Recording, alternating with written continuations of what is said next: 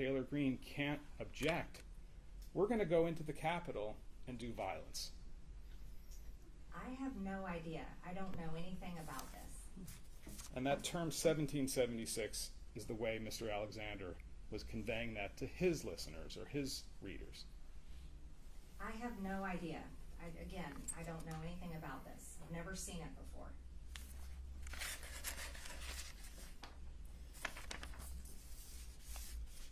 Between January 3rd and January 6th, 2021, Ms. Greene, you viewed the Electoral College certification of Joe Biden as a blow to freedom. Is that fair? I viewed it as we needed to object because there was so much evidence and so many people had signed their name. Thousands of people had signed their name on affidavits saying they witnessed voter fraud. And that meant something to me because I care about the people and I care about their votes and I care about our election integrity. My question is whether you viewed it as a blow to freedom if the Electoral College certification of Joe Biden were completed. I don't agree with your wording. Okay. Because once freedom is gone, it doesn't come back by itself, right? I don't agree with your wording. The only way you can get freedom back is when it's earned with the price of blood. Those are your words, right? You're twisting my words and creating a narrative that you're trying to make. That's not my narrative. That's not what I said. Well, That's on not October what I meant 27th, 2020, that's what you said and that's what you meant, right? I'm sorry. Yeah, on October 27th, 2020, when you did the interview with Mr. Dorr, when you said the only way to get freedoms back is when it's earned with blood, that's what you meant, right? Well, you showed a video that's chopped up that doesn't show even my full sentences. So no, I don't agree with what you're saying.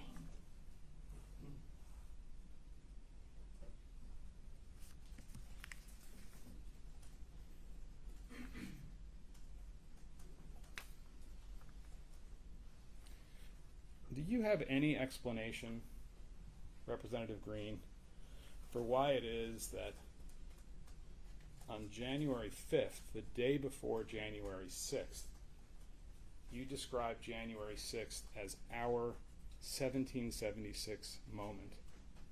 I don't remember. Seeing this interview is the first time I've seen it in a long time. I don't remember. Now, prior to January 6, 2021, you spoke publicly on your Facebook page about the transfer of power that would occur on January 6th. You recall that? I don't recall. Okay. You said on a video on your Facebook page that the peaceful transfer of power ought not be allowed to occur. I don't recall. You said that the peaceful transfer of power cannot be allowed to occur because Joe Biden didn't win the 2020 election, right? I don't recall. Let's go to the videotape. Can we start with... So it's probably best if I explain this. There are two versions of this, and I'm going to ask about both of them. And you can tell me if you think they've been chopped up in any way. They have been chopped up, that's true. But you'll tell me whether you were misinterpreted, okay? The first one is PX 66.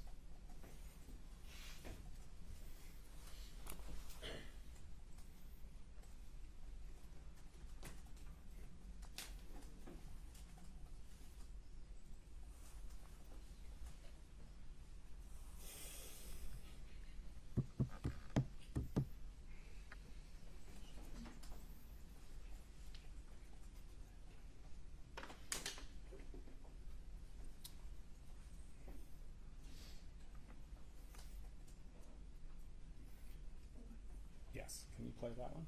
Okay, just a second. What's the date and the source of the video? The source is, it was something, Ms. Greene's Facebook page is not available. This is something that was captured by someone else and posted on another Facebook page. Where it says it's from her Facebook page? Yes, I believe it does. 66 has been admitted, Your Honor, into evidence. And Yeah, what's it's the been admitted for what it's worth. So go ahead. Yeah, and what is the date? We're going to ask your client that, Mr. Bob. Okay, you don't know. Okay.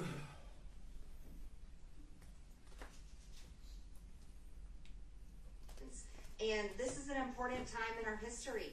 We can't allow this just to be gone, just to let it go. You can't allow it to just transfer power peacefully like Joe Biden wants and allow him to become our president, because he did not win this election. It's being stolen, and the evidence is there. Okay. So that's you, right, Ms. Greene? Yes, that's me. Okay.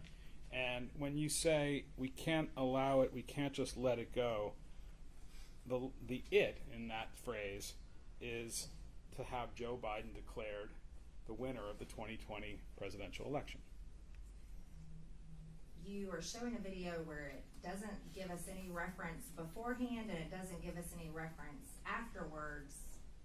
So it's not really my complete, it's hard to get an understanding of what I was saying. Okay, so your answer is you don't know what you're referring to. I don't. Okay. We are watching a partial video and a partial statement of clearly an interview I was doing. I don't know what date it was on, and it's definitely off someone else's Twitter or Facebook. I can't see it from here. Well, that's you saying you can't allow it to transfer power peacefully like Joe Biden wants and allow him to become our president because he did not win this election. That's you saying that, right? That's the partial statement on that video. Okay. Can we pull up? Do we see the whole thing?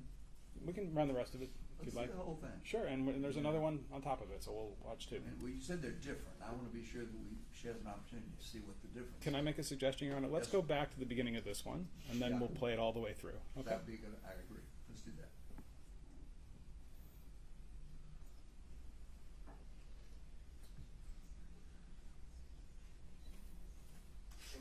And this is an important time in our history.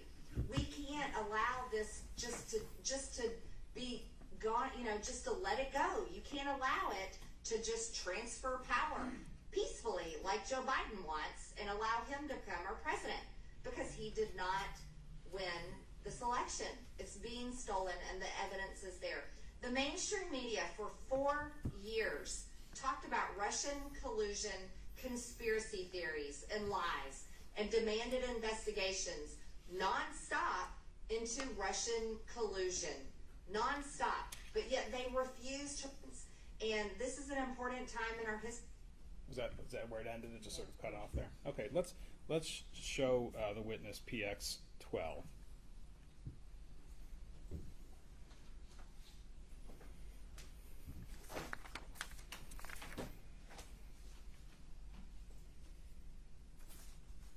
Let me hold off on that for 1 second. This video that we just saw, which we've marked as Plaintiff 66, that's a video that you made in anticipation of objecting to the Electoral College count in favor of Joe Biden, right?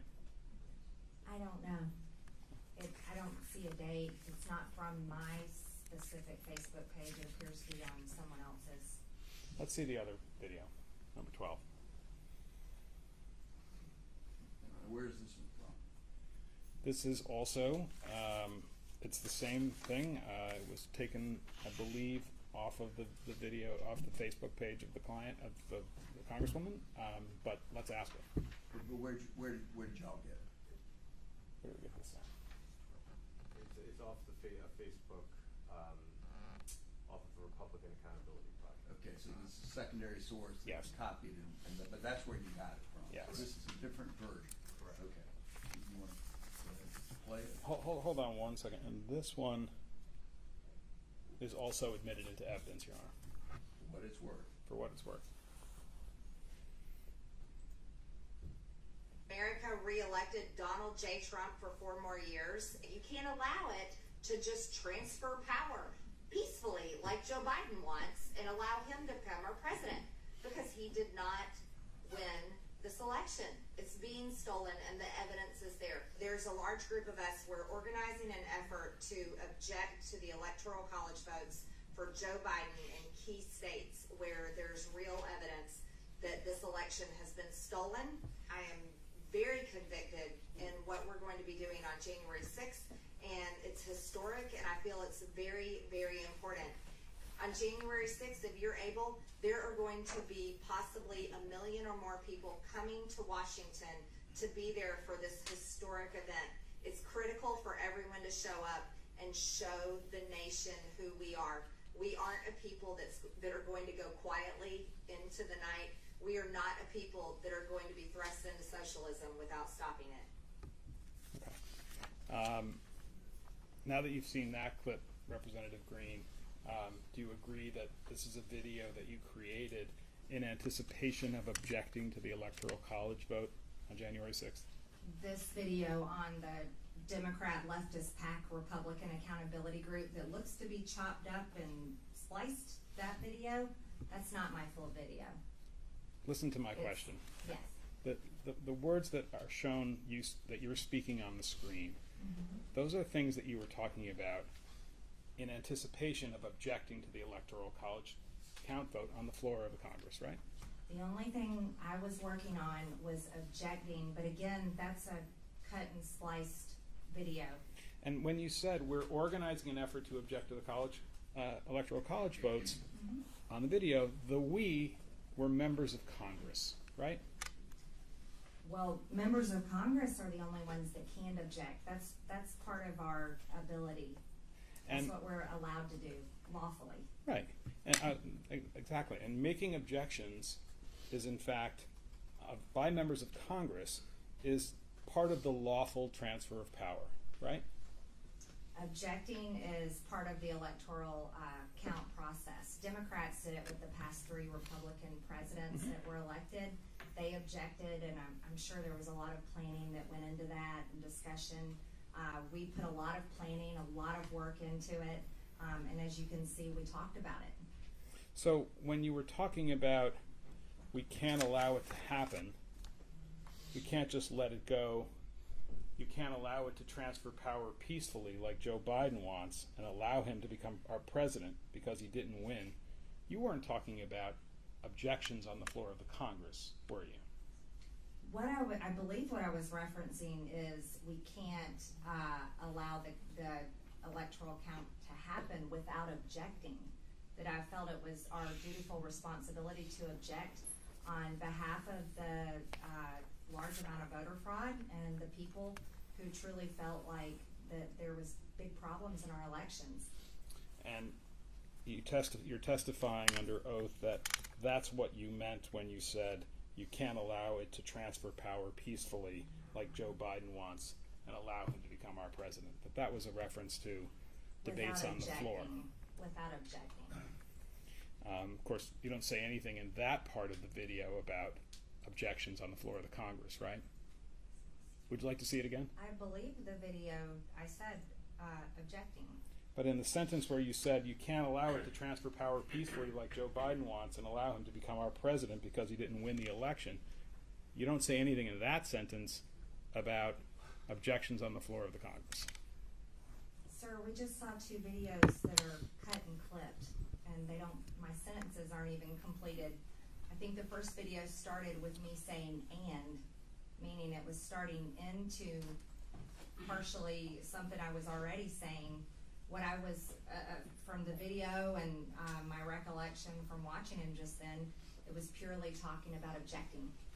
One of the things that you say in these videos is that you call upon people to come to Washington on January 6th, right? I don't remember every single word that we just watched. Let's look at it again. I think P12 is the one that includes that.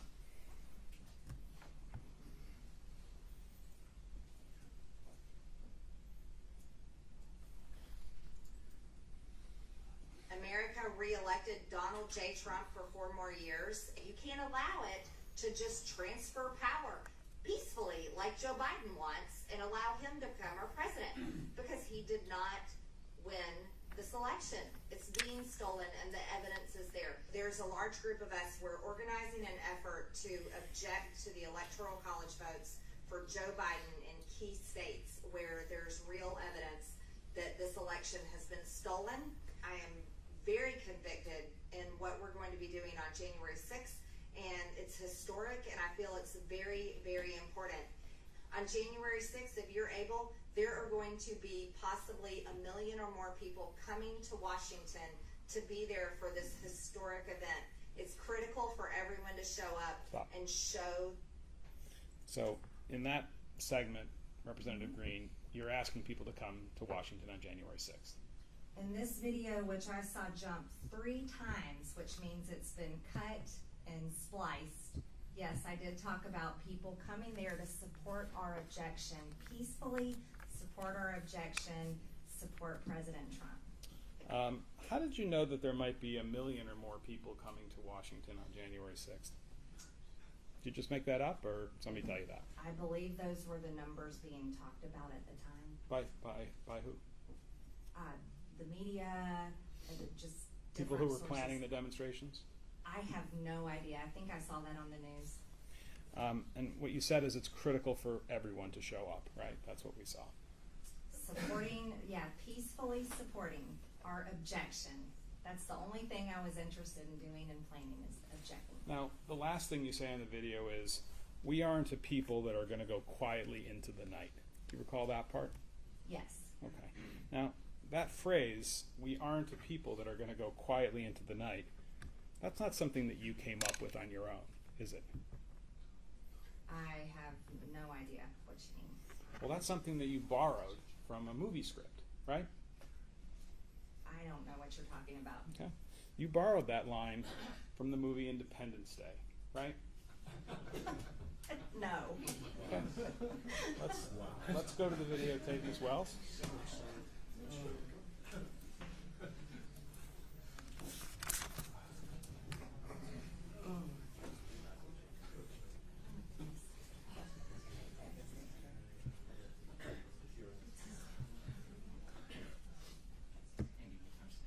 Oh, the timestamp is 108 to 144.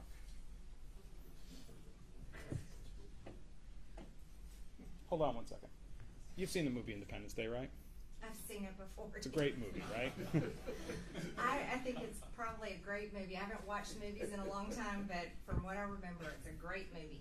This is the one about the aliens who come to the world, and then there's a big battle on July 4th to ward them off, right? You are giving us quite the entertainment today. Thank you. Okay. And there's a scene in that movie where the president, the guy who's playing the president of the United States, addresses the fighter pilots who are about to go into battle against the aliens. Remember that scene? I do not remember now. Well, but we're I'm going to sure have a you're look gonna at show it. us. Yeah, we are. Can we see the whole thing? Yeah, can we watch the whole movie? It's a great movie.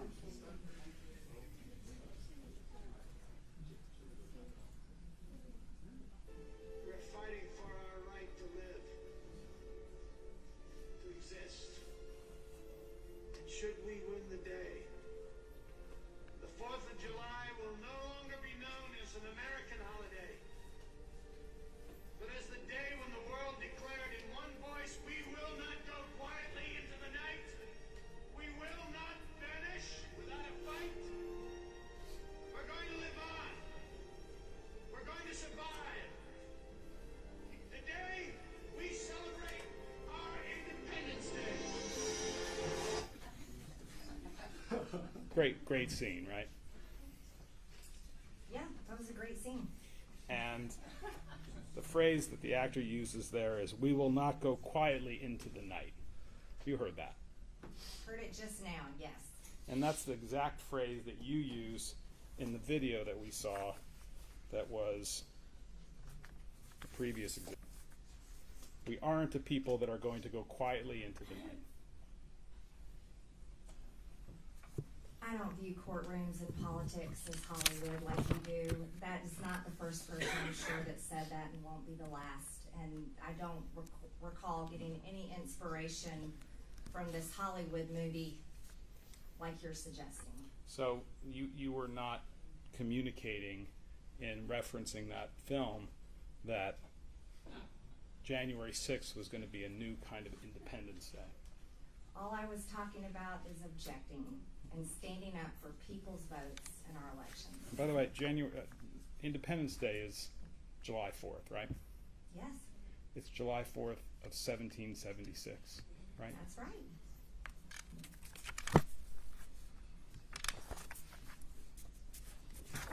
Your Honor, this might be a good time to break if we're on schedule. How, well, I've got pretty short piece left, but it's up to you. I don't need a break. let's keep going. Great. Again, I mean, if we're talking, 30 minutes, we're talking 2 hours. Yeah, no, I don't think it's 2 hours. Ms. Greene, did you advocate to President Trump to impose martial law as a way to remain in power? I don't recall. Yeah, so you're not denying you did it, you just don't remember. I don't remember. Okay. And do you agree that the storming of the Capitol on January 6th is something that's despicable? Yes. Okay. Very unhappy about it. Mm-hmm. Now, we talked earlier about a fellow named Anthony Aguero, right? You brought up Anthony Aguero earlier. Right. Yes. And he's somebody who you know, yes? Yes. And he's somebody who you've spent a fair amount of time with, is that fair? Not much time, no. He's a friend of yours. Someone that I do know, yes. Mm-hmm. And you consider him a friend. Someone I hardly ever talk to, but someone I have known for a few years. Okay. And he is a friend of yours, right? A distant friend. Okay. Someone I know. He refers to you as one of his closest friends. You've heard that, right? I have not. Okay. And you've referred to him as amazing, right? He does a lot of great work down at the border showing the illegal invasion constantly happening at our southern border. I think that's amazing, the footage that he shows and exposes. Okay. And you know that Mr. Aguero entered the Capitol the U.S. Capitol on January 6, 2001, right? I had heard that sometime after January 6th. And you've seen a picture of him in the middle of the crowd in the Capitol Rotunda on January 6, 2021. No, I have not seen that picture. Let's have a look at PX 13B, please.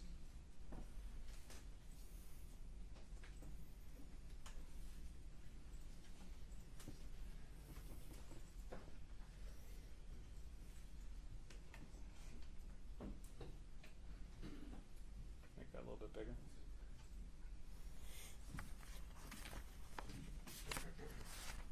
Representative Greene, is that man in the red circle on the left of our Exhibit 13B, is that Mr. Aguero? I don't know. I can't really tell.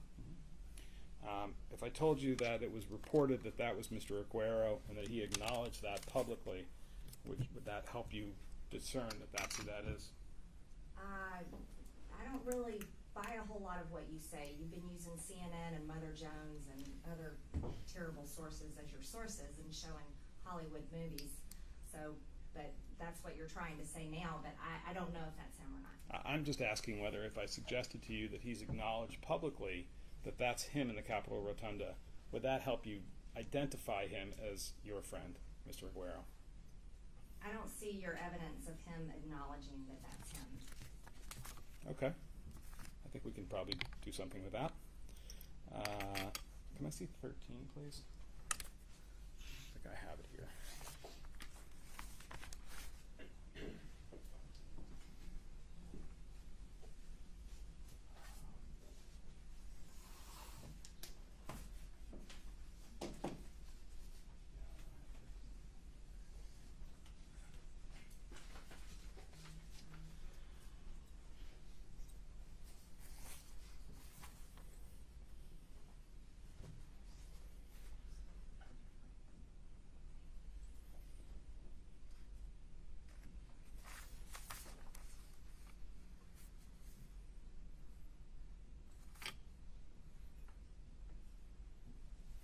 If I showed you something from CNN, you probably wouldn't accept it as authentic, would you? I think we've established that today. We'll move on. Have you spoken to Mr. Aguero since January 6th? I don't recall speaking to him now. Or communicate with him in any way, text, email? I don't recall now. And did you communicate with Mr. Aguero at any point prior to January 6th about the plans for a demonstration in Washington on January 6th? No, I didn't. Now, did he have press credentials? I mean, there was a lot of press in there, and that's the job that he does with a border media company that he works with. So I have no idea about what, I have no clue about it. Okay. Were you aware that he was going to be, in his capacity, I guess, as a member of the press, present on January 6th in Washington for the demonstrations that were planned? No, I was not aware. Did he communicate with any member of your staff in any way, by text or email, cell phone, about the fact that he'd be coming to Washington on the 6th? Not to my knowledge, no. Did you ever discuss with Mr. Aguero the idea that on January 6th, as part of a demonstration, the U.S. Capitol was going to be flooded by people? No, because the only thing I was working on objecting and had no expectation of anything that happened on January 6th. Well, you knew there were going to be demonstrations, right? I knew there was a peaceful march planned.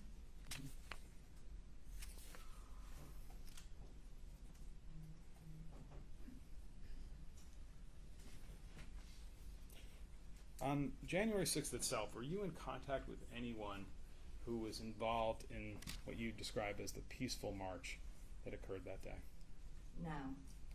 Was anybody from your staff, your congressional staff, or your campaign staff in touch by cell phone, text, email with anybody who was involved in the day's demonstrations? Not of my knowledge.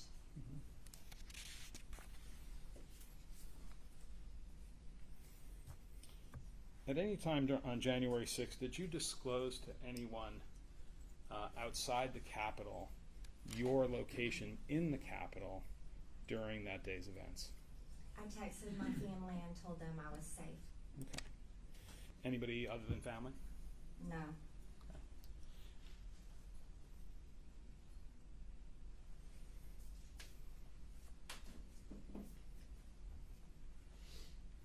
When on January 6th did you first learn that people were entering the United States Capitol unlawfully that day? When we were in the House chamber, we were starting the electoral count, and we went on lockdown, and that's when I first learned of it. I was shocked. Mm-hmm. And do you know what time of day that was? I don't know the exact time. Mm-hmm. And when you went on lockdown, as you describe it, why don't you tell us what that meant, what you mean by that? They had to lock all the doors in the House chamber, and they told us that it was on lockdown and that we could choose to leave or stay inside, and it would be safer inside. And so I stayed inside. Okay. And when you say you stayed inside, where did you stay? Inside the House chamber. Okay. And during that time that you were on the in lockdown, as you put it, on the House floor, you said you were in touch with your family to tell them you were safe? Not at that time, no. Okay. When did that happen in the day? Sometime later after we were evacuated. And where were you evacuated to? I can't disclose that location. Somewhere in the Capitol? Mm-hmm. And when you were in that other location in the Capitol, I presume that would be a secure location, is that right? Yes. Did you have any communication, either by phone, by text, some other way, with anybody who was outside the room, outside the secure location you were in, other than your family? Not that I recall, no.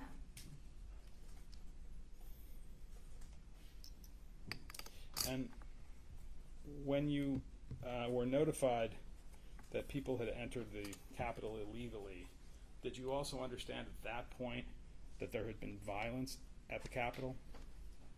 I only knew what I was told. I'd heard a gunshot. We all heard it.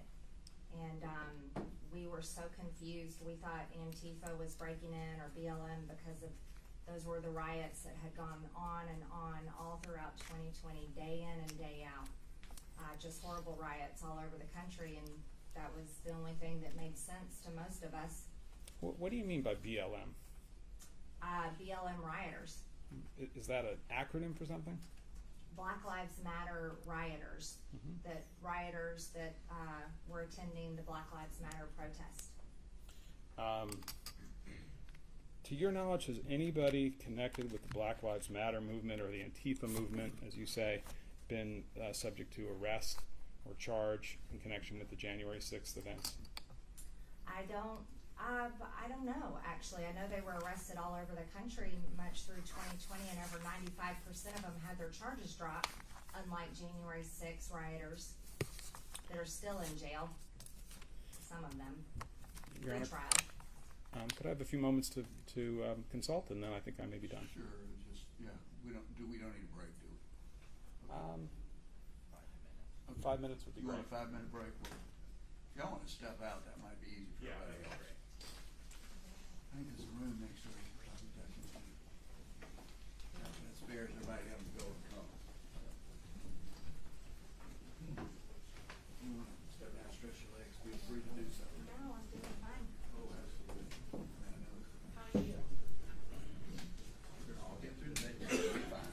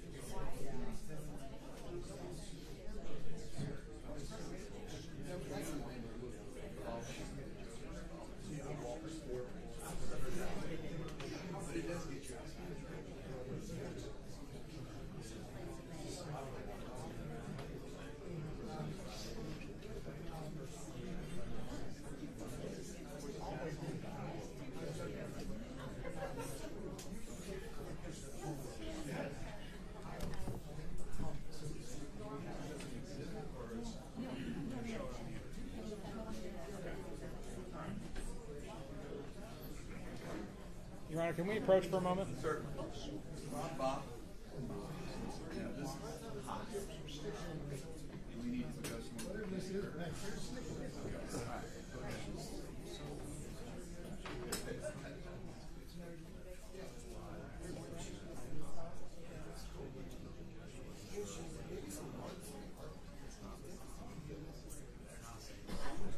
I mean, the same video? The one that we've seen the two different versions of? I'm sorry. Go ahead, Judge. Okay. I'm talking about the January Newsmax clip where she says, "This is our 1776 moment." That's on her Facebook page. They run Kevin. That's one where blue dress. No. This one. No, this is the one where she's interviewed by a reporter. Oh, Newsmax. Yeah, the interview. I asked her whether she posted it on her Facebook page. It's her call. So I want to show her that. It's live on the internet. It's very important. Whether she remembers it or not. No. You can't, you know, you can't throw in evidence at us in the middle of the trial. Please. Theoretically, you could have something.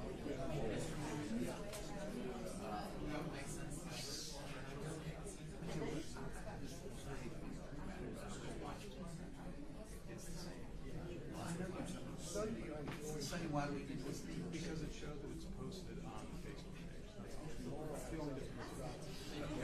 We have this is that she posted on the Facebook page. Learn about that in my closing. I mean, when they Facebook, that's untitled. She doesn't recall. That's okay. Let's show her.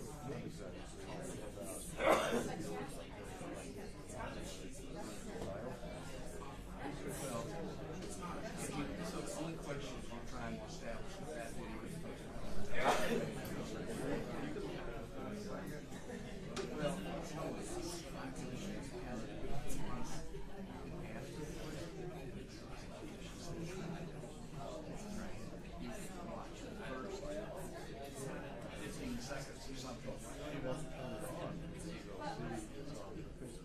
that's fine. If you want to stipulate that, that's fine. But you can show that, but then we don't need to watch the whole video. It's less than a minute, but it's a very important step. So No, well, sorry, back. So just about, hold on. What do we decide we're going to do? What did I say? I said I was. I'm going to return to the subject. Yes. Ask her if she recalls that she posted this to her Facebook page. If she does, then we're done. And then if If not, not, I'm going to show her that. okay. All right, we'll do that.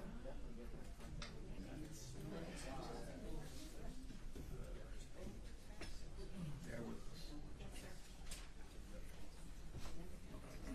I'll do it. Okay, I got you. I need to get my notes on that.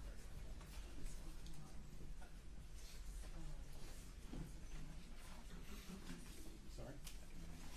Yeah.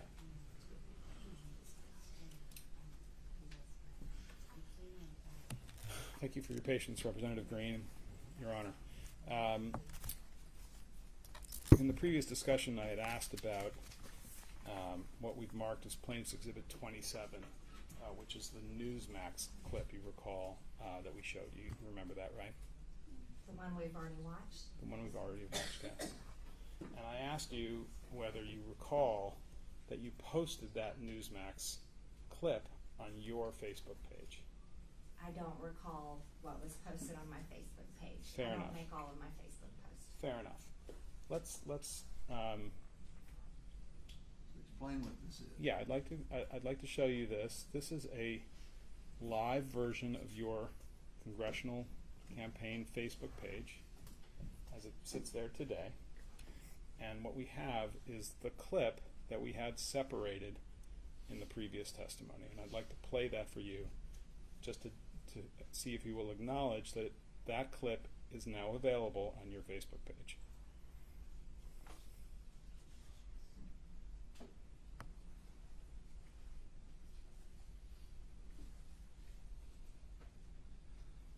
No, it wasn't actually planned, but President Trump knows how much I support him. He knows how much I support our district.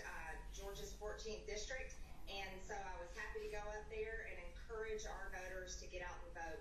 We can't allow our two Republican senators lose their seats to two radical socialist Democrats. So I was excited to get up there and also cheer on Senator Kelly Loeffler for announcing last night that she'll be objecting to this fraudulent stolen election tomorrow on January 6th. And I'm very excited that both of us women representing Georgians will be fighting for President Trump and fighting for the integrity of our elections tomorrow. What is your plan tomorrow? How do you plan to handle what could possibly go down in this joint session of Congress tomorrow? What are you prepared for? Well, I'll echo the words of many of my colleagues as we were just meeting together in our GOP conference meeting this morning. This is our 1776 moment. Ms. Greene, that's up on your Facebook page today, right? If that's there, then yes, it's on there. Right, and that's been posted since January 5th, 2021, correct? I didn't post it, but if that's when it was posted, then that's when it was posted. And things that are posted on your Facebook page are posted with your authorization and permission, right? I do not view things that are posted before they're posted. That wasn't my question. My question was, if it was posted on your page, that's something that you authorized and permitted, whether you viewed it in advance or not.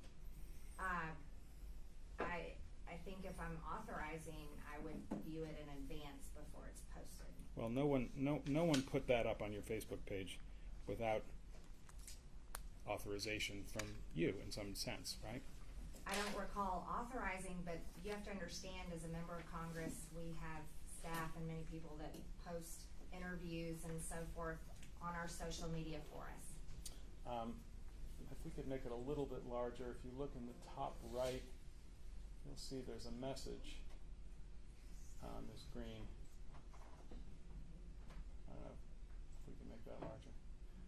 January 5th, 2021. That's a comment that you posted on your own Facebook page. This is our 1776 moment, right? That is my campaign Facebook page. Right. And that was posted, as it says, on January 5th, 2021, correct? That's what it says. Okay. I'll ask about a couple of other things. Prior to the inauguration in 2021, did you advocate for martial law with the President of the United States? I don't President recall. Trump? I don't recall. You know President Trump, right? Yes. Yeah, he's supported you politically, right? Yes. And obviously a very important person in general, right? Yes. And 45th President of the United States. And you've had a number of meetings with him, right?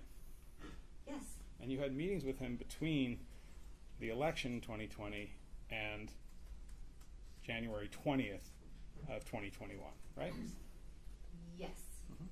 And in those meetings, you discussed with him your advocacy for the idea that there should be martial law declared in the United States. No, I don't recall ever discussing that. Well, are you saying it didn't happen, or you're saying you don't recall one way or the other? I don't recall ever discussing that. Okay.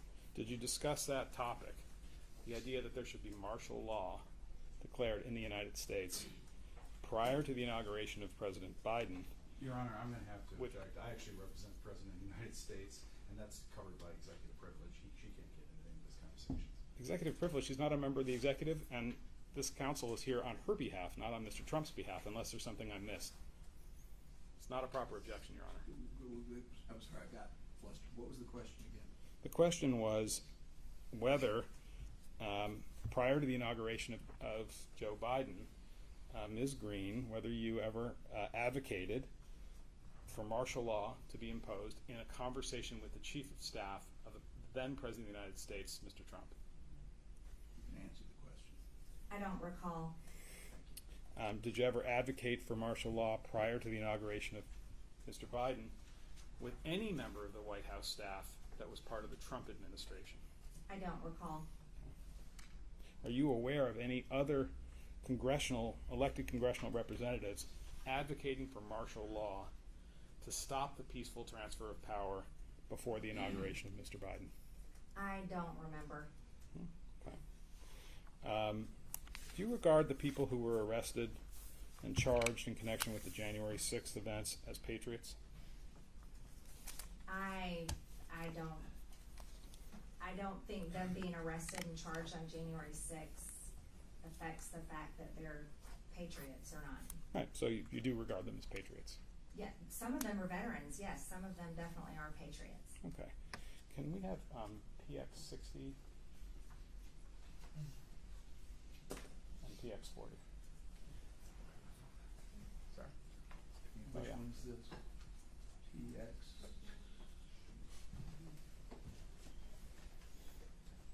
Um, 60? Yes, this is plaintiff 60.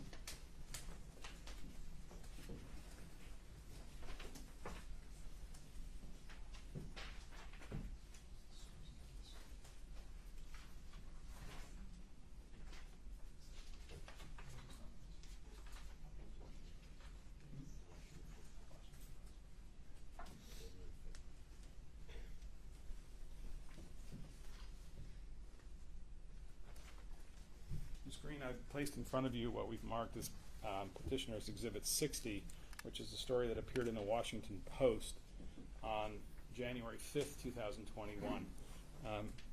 Did you read that story in the Washington Post? I don't think I've read this one. Okay. Do you recall hearing that the Washington, prior to January 6th, did you recall hearing that the Washington Post was reporting that there were concerns that there were going to be violence and there was going to be violence in Washington on January 6th? I had not heard that. I heard no threats of violence that I remember at all for January 6th. Okay. Can we also look at PX 40?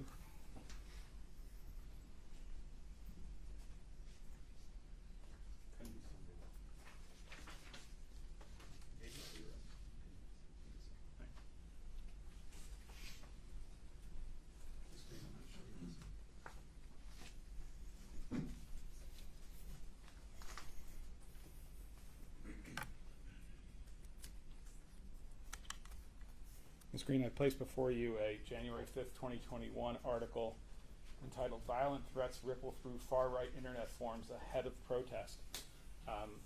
This is an article that appeared in NBC News on the 5th. Do you recall reading that NBC was reporting that there were violent threats that were expected to occur on January 6th, and that they reported that on the 5th of January? Sir, we were really busy just preparing to object on the 6th. I don't recall that news report. Okay. Yeah, have you read this news report before? Not until you placed it in my hand. Okay, probably didn't have much time to read it. No. Let me consult for 1 minute.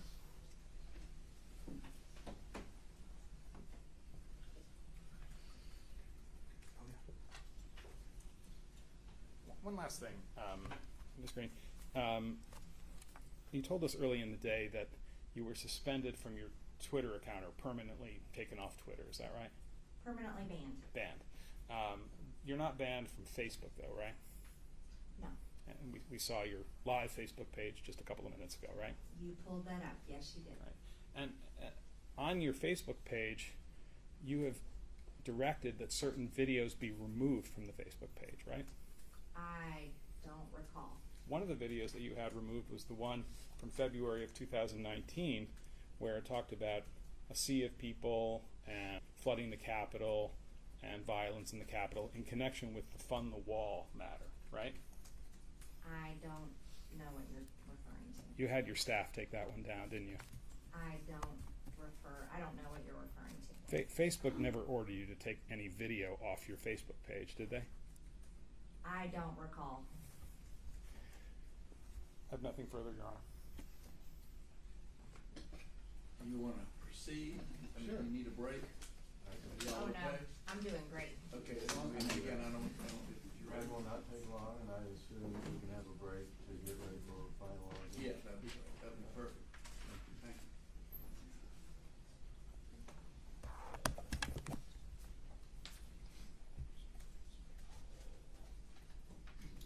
you. Representative Greene, I want to take you back to January 6th. you've already testified that you were on lockdown in the House chambers. And I'm sorry. I just need Mr. Bobby to speak up a little bit. Oh, you need to I'm speak having a up, hard I'm time sorry. hearing. Thank you. you've already testified that you were on lockdown in the House chambers. Yes. And did you have an opportunity to do a video Yes. and a tweet accompanying that video? Yes. Right. And about what time did that occur on January 6th? I believe it was around 2:30 in the afternoon. And where were you when the video was when you took the video? I was inside the House chamber, and we had gone on lockdown, and it was after I had learned that there had been some violence outside the Capitol, and someone had been shot, and there was just people that we were only told there were people inside the Capitol, and I got very concerned because at that time I was confused. I was so confused. I was shocked. I'd never been in anything violent before, any kind of situation like that, and I was really scared. And I went inside the cloakroom, inside the House chamber in the Republican cloakroom, into one of the phone booths where you can go to make a phone call or anything. I went inside there and I made a video telling people to be peaceful, not to be violent, and just giving out a message. And I tweeted that video from the Republican cloakroom. Did you know at that time who was attacking the Capitol? No, I didn't know. There was people were saying different things. We mostly thought that it was Antifa dressed up as Trump supporters. That was the first thing we were told. We had no idea. I was in the cloakroom, couldn't see the news.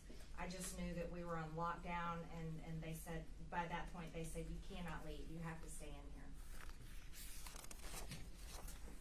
I'll show you what's marked as R1. It's the tweet.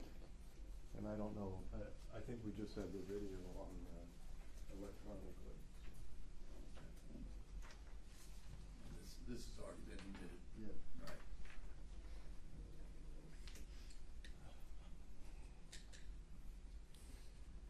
Is this your tweet and is this your face? Yes. And for,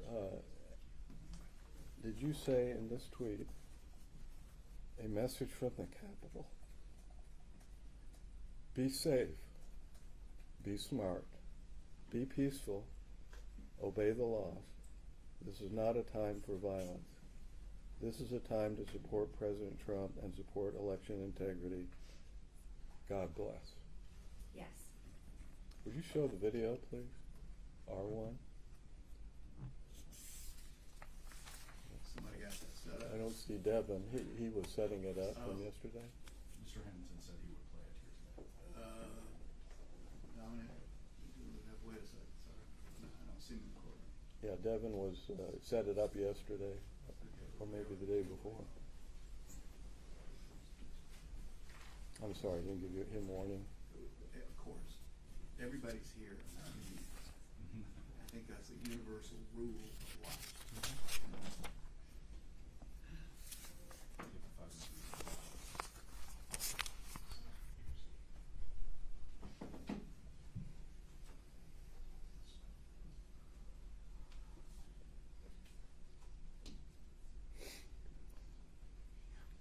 We had a thumb drive delivered, Your Honor, yesterday the day before. I know. Again, I apologize. Technology. Yeah. I'm sure these are that. I mean, I have. This may be it. I have. Is that it? I mean, I guess it's safe to say my customer. We're gonna. Again, I don't know where he is, and you do not want me touching the computer. I can assure you.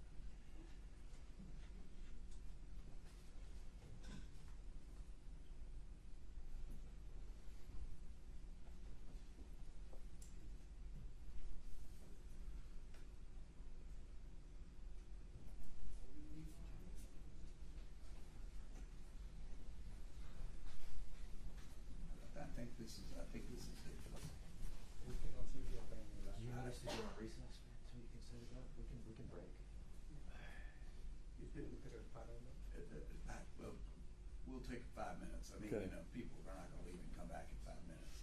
It's gonna take a minute to set it up. Sorry. Okay. I thought it, sorry, I thought it was. Sorry. Is that their laptop? Or we can play it from here, whichever. If you need me to go grab a laptop. Yeah, it's gonna be on the. It needs to be on that screen. Okay.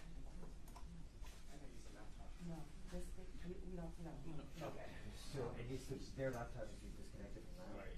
Yeah, so we just need to disconnect it from the display.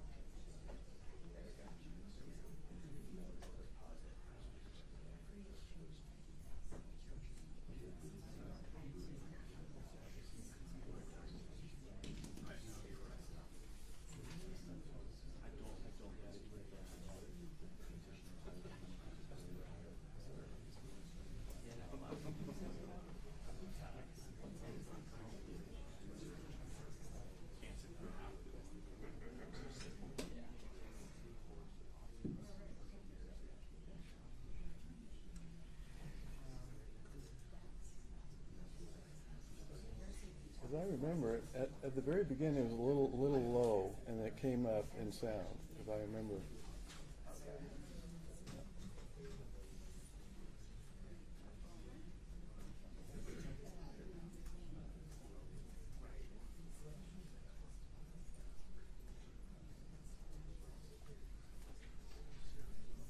Maybe not. Yeah, I saw that a couple of CDs.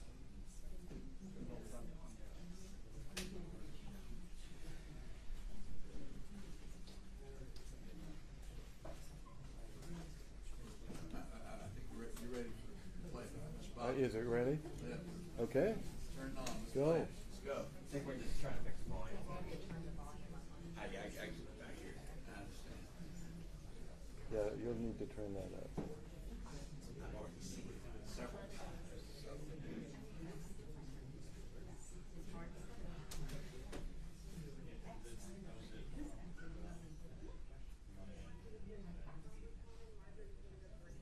Can you turn the sound up maximum, please? Just letting you know for all the great people, wonderful Americans, Quiet in the for courtroom. President Trump, that are here in Washington, start it over, D.C. please? today. Today is a time to support your president, and just know Start over again.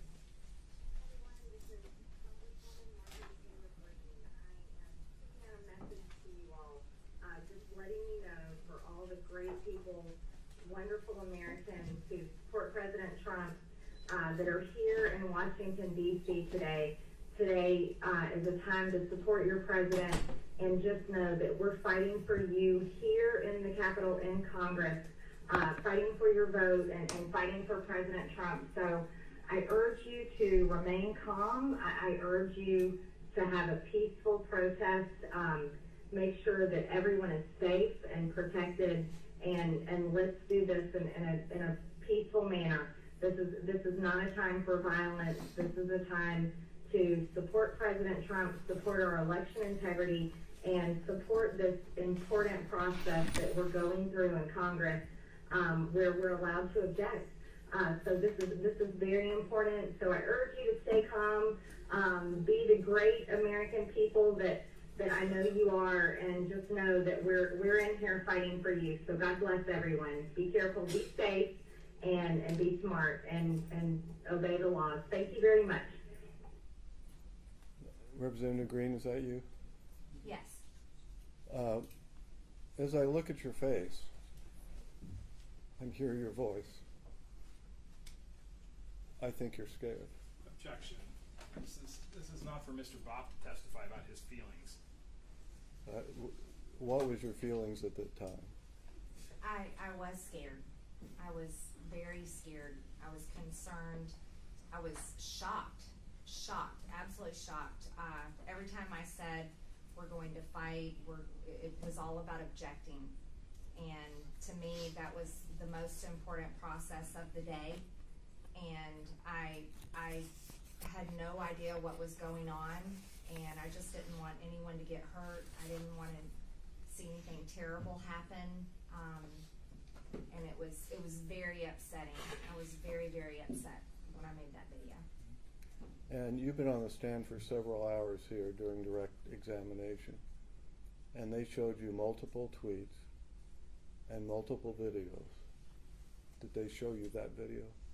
No, they didn't show that one or all the other social media posts that have been made on my accounts that I have made, or videos I have made where I've always denounced violence, and all the videos I've said and speeches I've said of how upset I was about the riot on January 6th and how much I didn't like it and how much I was against it. And even when I went and visited the January 6th defendants, pretrial defendants in the DC jail, and I went there to see their conditions because we had heard horrible things about their Your Honor, treatment. I don't know what this is relevant to. I object. It's not relevant, but, so I sustain, yes. In other words, cutting you off is going beyond the question. Thank you. Now, let me show you what's been admitted as R4.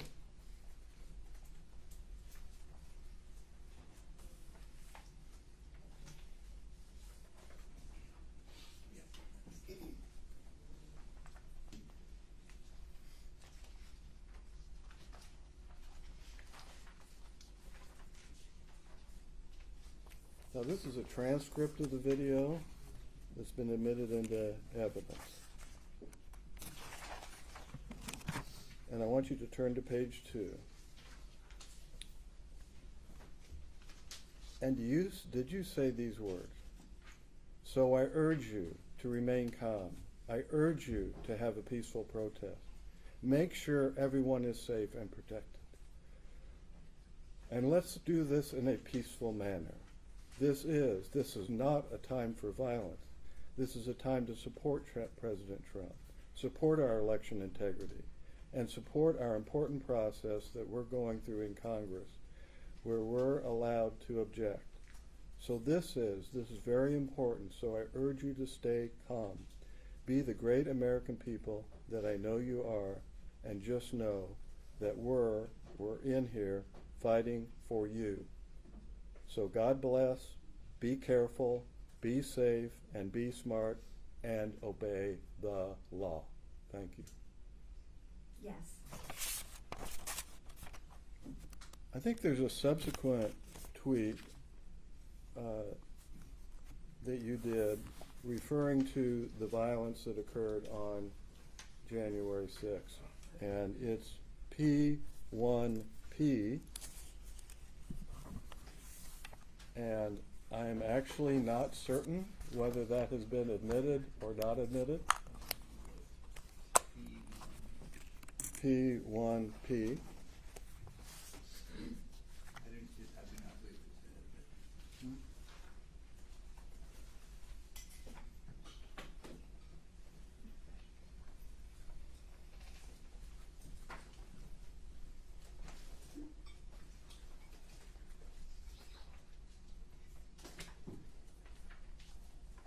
So, Representative Greene, did you tweet this tweet? If I know what I'm talking about. I don't remember, but I see it's my MT Greene Twitter account. Okay. So it went out from your Twitter account, but you don't know if you did it or another member of your staff or another person.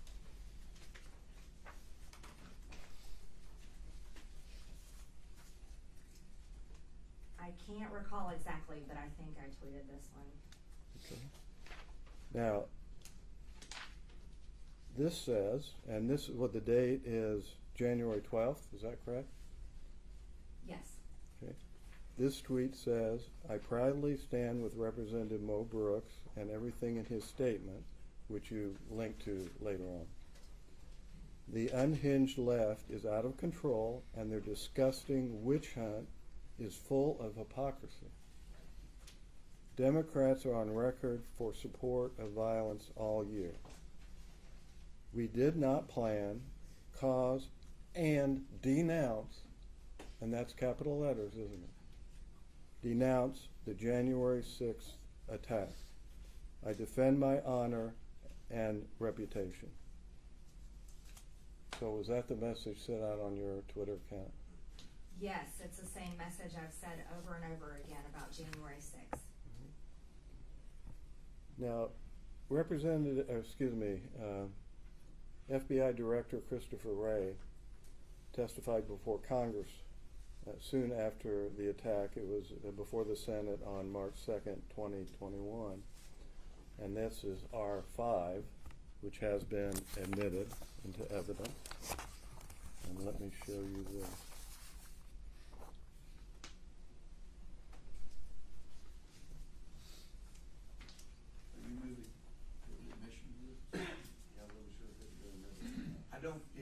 I don't believe this has been admitted. All right. Are you moving to admit? Yes, I am. Any objection? I move in No objection. Yes, sir. It's P1P. admitted. Thank you. Thank you. Now, when he testified before Congress on March 2nd, of course, you remember Congress, right? Yes. Right? And he said, I was appalled, like you, at the violence and destruction that we saw that day. He's referring to January 6th. Yes. I was appalled that you, he's testifying before Congress, looking at members of Congress. our country's elected leaders were victimized right there in these very halls. Were you a victim of the attack? Yes, I was. I was in the House chamber when it happened. I had to be evacuated to safety. We were held for hours in a secret location protected by Capitol Police, military members, for hours until they cleared the Capitol. Yes, I was a victim of the riot that day. No further questions. Your Honor, I believe the testimony has opened the door on the issue of text messages that Representative Greene sent on January 6th during the insurrection. And we would call for their immediate production and the ability to have a moment to look at them so that we can examine her on them. I thought the testimony was she did not send any other messages. No, she's testified that she sent messages to her children and her family. Those were text messages. Those were not tweets. We did not talk about any text messages. That was the controversy over the admission of the text messages, which we have not referred to at all. Except that Representative Greene referred to it when I asked her if she was in touch with anybody from that day from the floor, and she said that she texted her family. You can't open the door. Hold on. Only I could open the door. Well. Okay.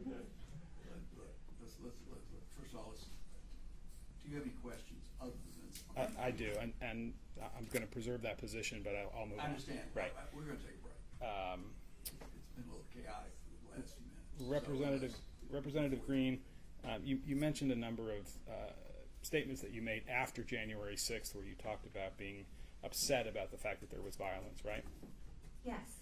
Can you point to one press release or tweet or comment on Facebook prior to January 6th where you use the word peacefully and in terms of urging people to behave peacefully at the demonstrations that were expected to occur? I would have to look all through my social media, but I'm sure that it's there. I've always denounced violence. I denounced those Antifa BLM riots all over the country over and over, just like I denounced the January 6th riot over and over.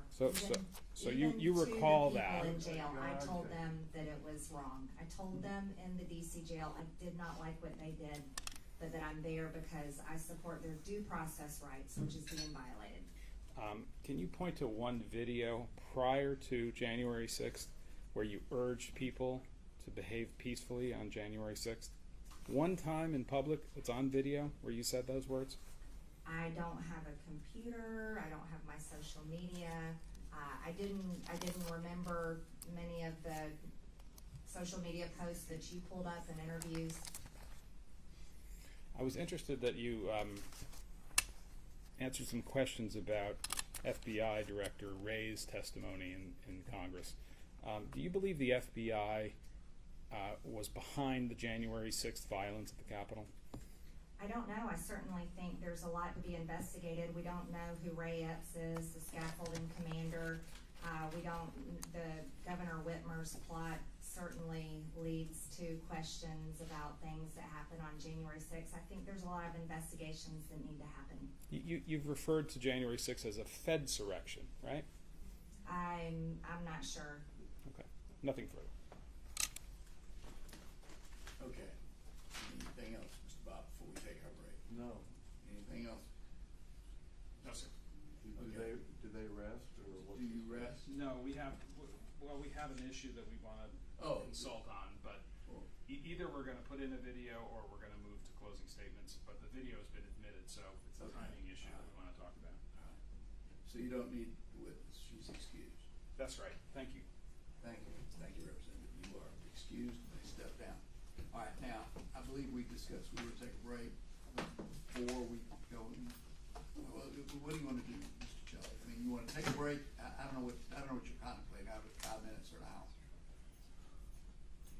Yeah, I think, Your Honor, we would appreciate a very short break. Well, let's take 15 and be back at 4 to 2.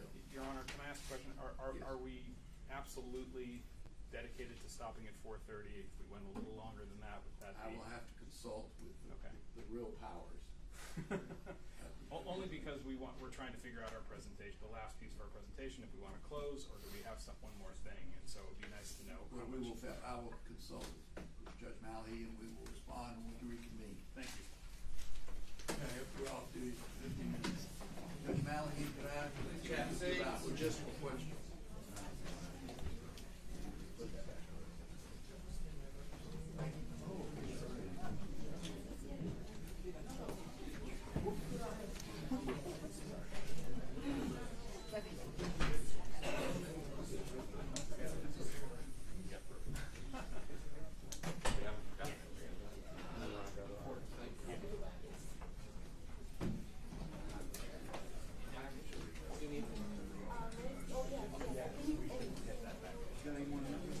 Y'all are good to exit. I'm gonna work on my file. Mr. Shelley, they just, we'll go, I'll tell him. Could y'all let Mr. Shelley know that we can go, past 4:30. Just, and, where's Mr. Bob? Mr. Bob? It's not. Mr. Bob? I just, we can't go past 4:30. I mean, we don't turn in pumpkins at 4:30, so we go at 4:30. We do not. So we may go at 5 or 5:30 or whatever. Oh, it's Yeah. please. I just want to make sure we His have decision. everybody. Thank you. Never send. Never send.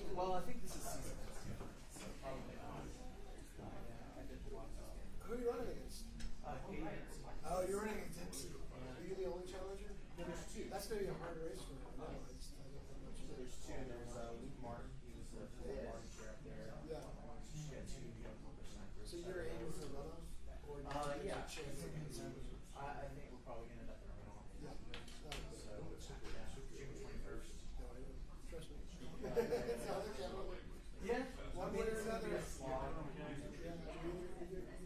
Usually the process will be July and August, so. Yeah. Right. Well, I mean, as a candidate, probably as a media person, you probably are over it after. Yeah, but there's advantages for the incumbent. Time as well. No, I think a long progress is absolutely to the challengers. Absolutely. I think one of the reasons it's shortened it was instead of gerrymandering or cross-party challengers, and by shortening the primary calendars roughly 6 weeks with early voters, are able to kind of take some of the steam out of The counting in that though is that incumbent. So you think they shortened it to help challengers? Oh yeah, I think so. See, mine is that I've seen so many campaigns. I mean, it's just a process of voting. But I've seen so many challenger campaigns that have to completely staff up. Like right now. I suppose if you are talking like a governor jury or something like that, where you've got a big staff that just eats hundreds of thousands of dollars, it probably could help in that way. But I think on county and state house, I think it's the opposite. Yeah. So I mean, at least on a big statewide race, you're usually you're usually getting enough attention. Yeah. Anyway. Well, you got a lot of situation. So your district is downtown Rome. Right. Most of the country. Yeah. So it used to be just a very small part of the county. She took in part of what used to be 14 Fort Marshall and Colton. So it does have a bit more of the county at this time. Yeah. Yeah. She picked out more of like the working class areas that were closer in. So like Lindell and part of our Marchie area, which is the left. So he's got the other. He's got the northwest on the side. Gotcha. So he has the sort of more conservative parts. Right, the more rural part. More rural parts. Yeah. She definitely has like the establishments. Yeah, sure. Yeah. Well, my aunt Yvonne Ford was in Columbus there forever. Okay. They moved to Charleston. They lived there. He was a public defender. Okay. But he had I know first name, Shed. Yeah, I'm sure. I'd go up to go cover Republican events there, and I'd bump into him. So bumping him at the Red Lobster. Right. I would have been a Republican woman. No, it was a 100-him event at the Red Lobster. Okay. Yeah, and I was going to... never given me love anywhere. He's a bad dude. Well, which one? He's a 100-him. Oh, another one. So who's the state senator who... Bad guy. The guy in the state senator. Oh, you're the other one. The other one. Are they related? No. The one in the Senate is bad. Why do you like him? I haven't seen him. I don't have it off the top of my head. He is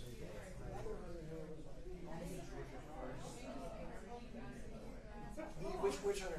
That Hunter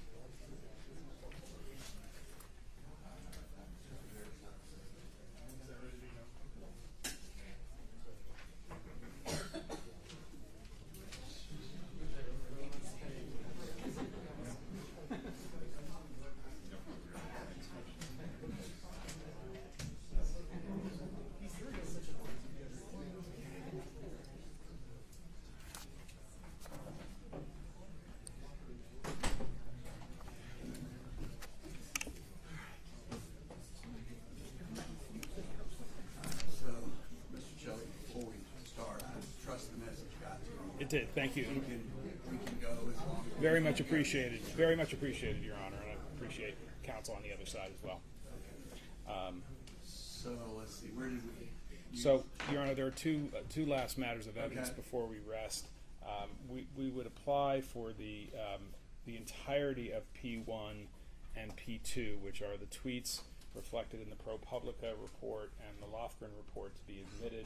We believe that Representative Greene's testimony about how her Twitter account was operated, that she authorized tweets to be issued, is sufficient foundation for them to be admitted. And so we would ask that those two sets of plaintiff's exhibits be admitted. Mr. Bob? Yeah, if they, well, it'd been a lot. Oh my goodness, sorry. It made a lot more sense if we, if that happened at the time, at each time, because just because it's authenticated doesn't mean it's admissible. Well, that's why I'm asking, what's your Right. position on this? There were a number of them that we went over, and then there were some that I don't believe we went over. And then I think there was one you requested to be admitted, so. And it was. And it was. Yeah. It was. I have no objection. All right, well, the P1, so we're talking about, so we're gonna take all of the, and again, just to be, so I make sure I've got it right. We're looking at basically everything in P1. Is that correct, Mr. Chairman? Yes, that's Okay, correct. They're in. Great. They're in. And P2 as well, which is P2. Lofgren. Now, wait a minute. That's a different kettle of fish. What are we talking about? Are you talking about the whole thing? Yes. These are her social media posts. I do not object to a social media post. That's all they are. Well, but there's also, isn't P2 the entire report? Actually, All right, well, yeah. it looks like this is, again, you might want to take a second and look at it. Well, and I have looked at. Yeah, it looks to me like everything that's in P2 looks like it is, there's a cover page. We're happy to exclude that, Your Honor, Okay, if it's easier. that was my question. What about the cover page? We'll exclude that from the. All right, so you basically are gonna pick up from page 22 of 128 to 128, so 22.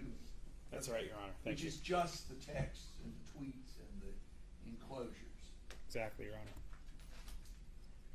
I'm gonna admit it unless going Well, once. you've reserved, yes, and I know you reserved ruling on this, whether or not it was authenticated. And of course, we have made our individual objections Right. Yesterday. Right.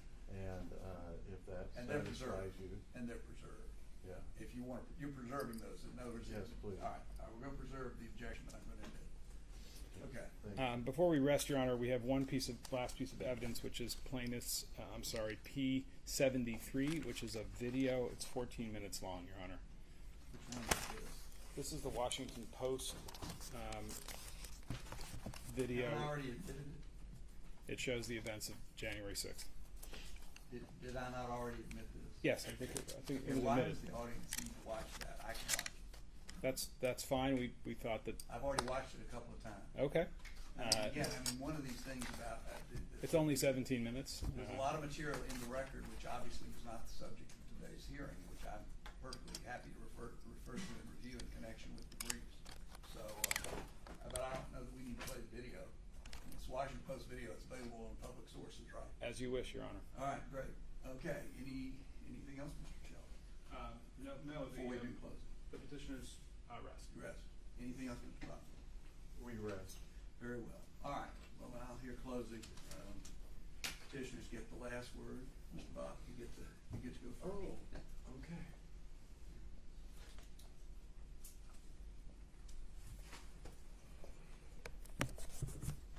Thank you, Your Honor.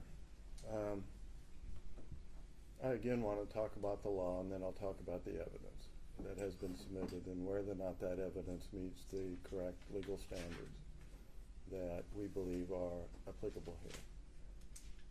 Of course, we enter procedure under North Carolina State Law 22-1-5, which permits Secretary of State to remove someone as a candidate for office if, one, they do not qualify as a candidate for office, or number two, if they are not eligible to take office, and in this case on January 3rd, 2023. Now, they assert a disqualification under Section 3, is that Representative Greene engaged in insurrection or rebellion after taking the oath of office on January 3rd, and I assume, even though they're not clear, on January 6th. Section 3 also provides that, quote, Congress may, by a vote of 2/3 of each house, remove such disability. In other words, remove the political disability of not being able to take office by taking the oath, which is the trigger. And they can do that at any time.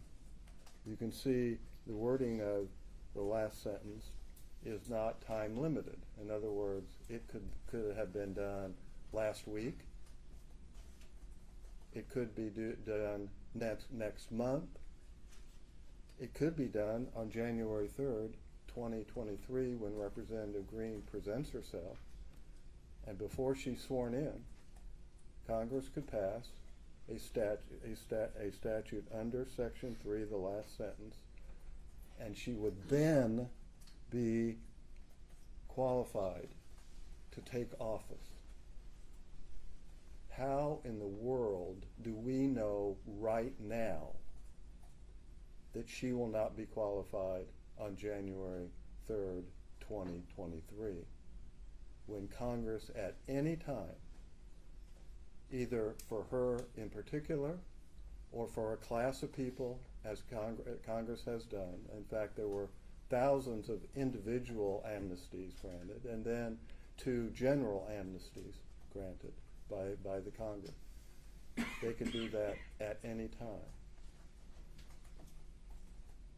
It is impossible for this court to know at this time that she is not eligible to take office because of that contingency that can be exercised by Congress at any time in the future, up until January 3rd. That means this is nothing.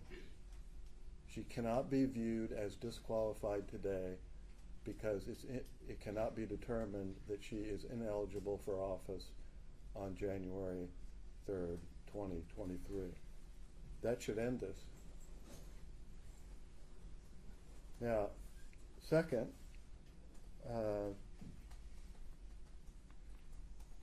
this has already happened.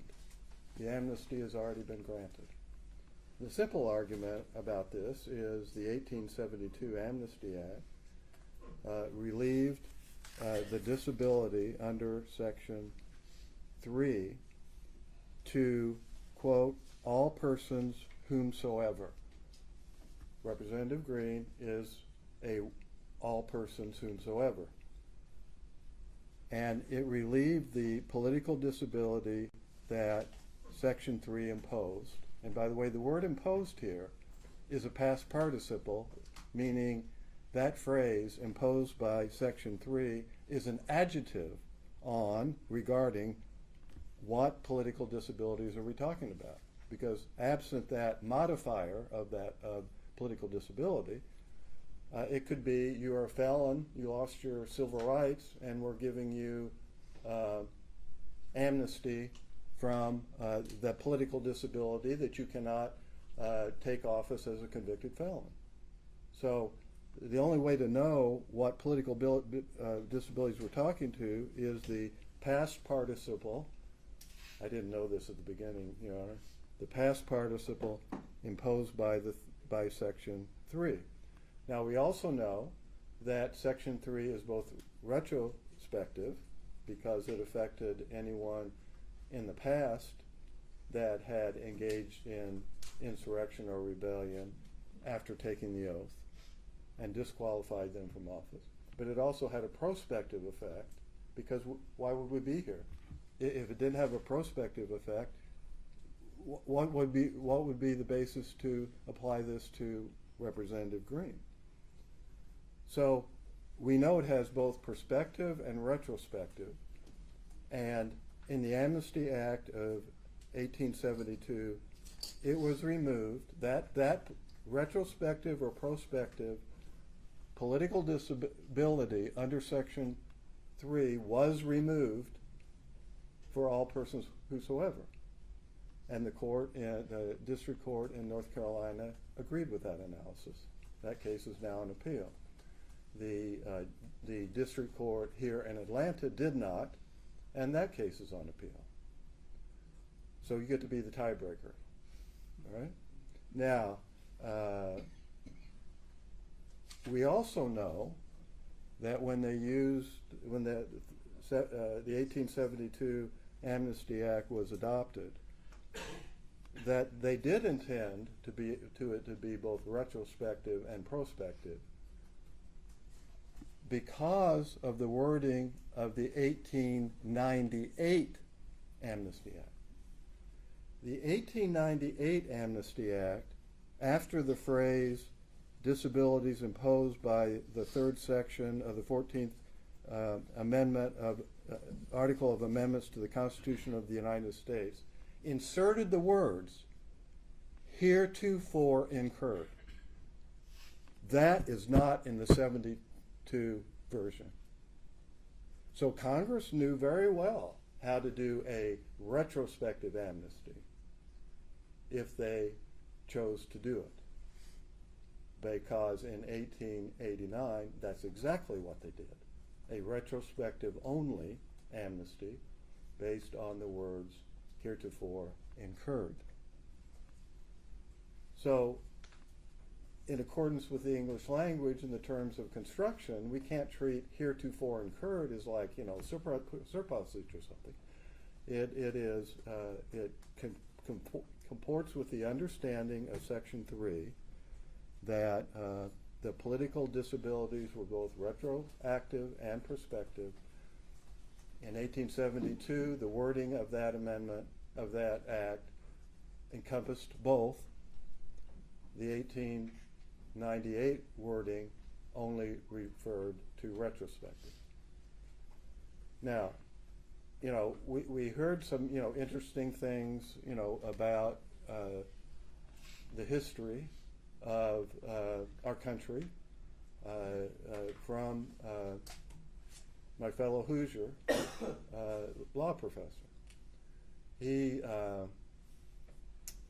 But he admitted that when Congress considered the 14th Amendment in Section 3, there was not a word about any other insurrection or rebellion other than the Civil War. And that means that history about Shays and about the whiskey rebellions, as interesting as they are, simply played no role. In other words, that was a historical occurrence. There is no evidence, even if we need to look at legislative history, no evidence that Congress considered that at all. So, I will soon be talking to you about what we do know about what they thought in 1867. But now,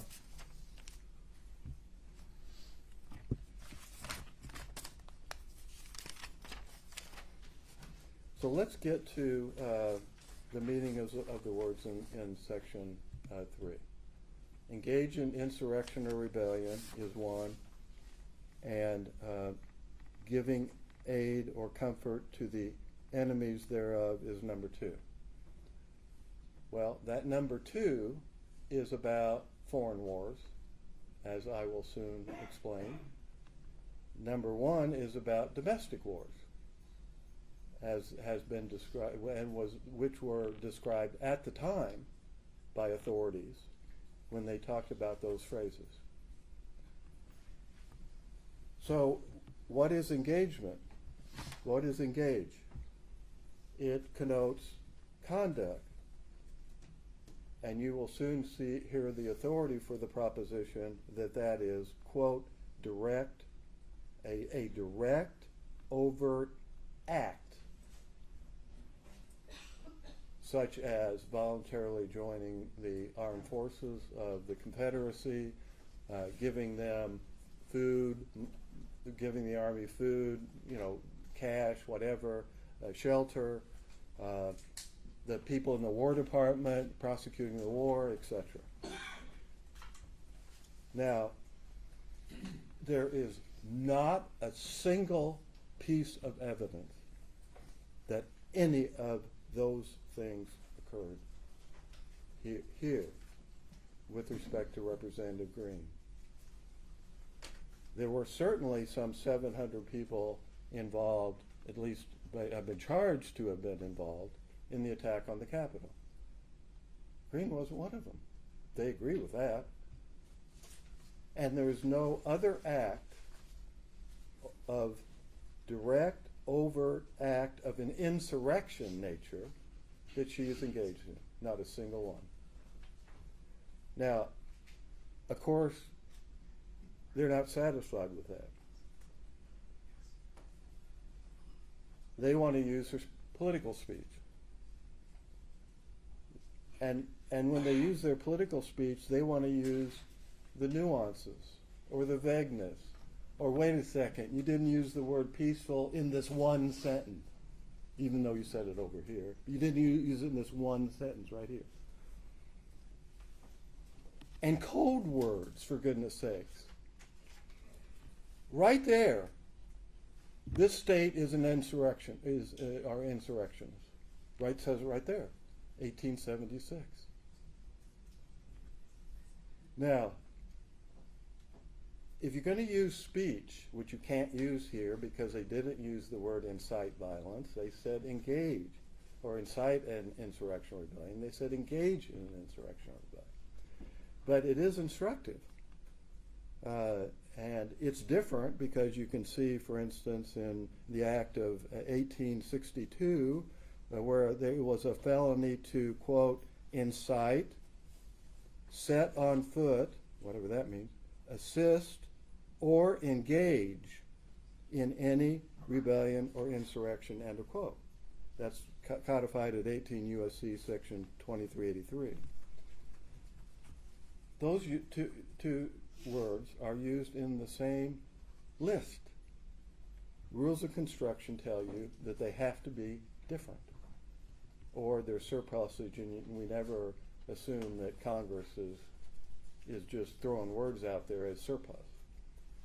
So they necessarily mean a different thing. Brandenburg defined incitement as requiring speech that, quote, directed or inciting or producing imminent lawless action that is likely to incite or produce such, or that is likely to produce such action. Producing imminent lawless action. Now that's very restrictive. That's very limiting. And of course the reason is the protection of the First Amendment, which we have now seen on full display here. Full display.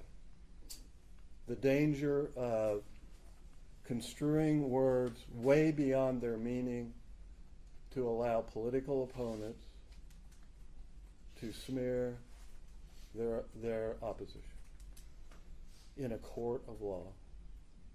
I know you've got, I understand the constraints Your Honor is under and the role that you play, and they have exploited that to the max. Well, what are the words that do not amount to insurrection? Well, we know there are words like that, or statements like that. Ku Klux Klan leader, quote, advocating the duty, necessity, or propriety of crime, sabotage, violence, or unlawful methods of terrorism as a means to accomplish industrial or political reform. And the court said, that's advocacy, that's not incitement of violence. a representative of the NAACP said, if we catch any of you going in any of them racist stores, we're going to break your damn neck, end of quote. That's in the NAACP case. That is advocacy, not incitement for violence. And a Vietnam War protester. We're taking the effing street again, end of quote. Not incitement for violence, but advocacy, protected by the First Amendment. So we know the kind of words that will be considered that. So what do we have from them? We have a rally. There is no evidence that there was anything but that was anything but a peaceful rally. And an accusation that she organized it, which she didn't. And while she, on a few occasions, urged people to go to it, she didn't even go to it herself and speak. And there was zero evidence that anything unlawful happened there. These kind of rallies happen in the capital of the United States numerous times every single year, on the ellipse. I attend one of them every year. And you know, guess what was one of the things they always say? And of course these are left-wing, right-wing, Democrats, Republicans, whatever. What do they always say? Well, once we're done here, go to the Capitol. Tell your representative, to vote for our issue. Okay? That, in their world, is calling for violence. When it is absolutely appropriate for people to go to the Capitol of the United States, to enter into it, it's absolutely lawful to do that, to go talk to their congressman, watch the House and Senate, whatever they might do. Flood the Capitol. It was a code word, I guess. Flood the Capitol. Then, well, what about this, Representative Greene? Did your staff take anyone on a tour of the Capitol between January 3rd and January 6th? Did any of you give any maps of the Capitol to anybody? What are they talking about? Congressmen do that every single day for their constituents. Is giving a tour or giving out a map some sort of code word, or to be viewed as what? Participating in a lawless riot? Oh, but 1776. Or what about Independence Day? Or how about talking about the Declaration of Independence? Or what about talking about the Revolutionary War for our independence? These are now code words for advocating a violent overthrow of the government of the United States. What an outrage. They want to hijack and cancel words like 1776, the Declaration of Independence, Independence Day, and the American Revolution.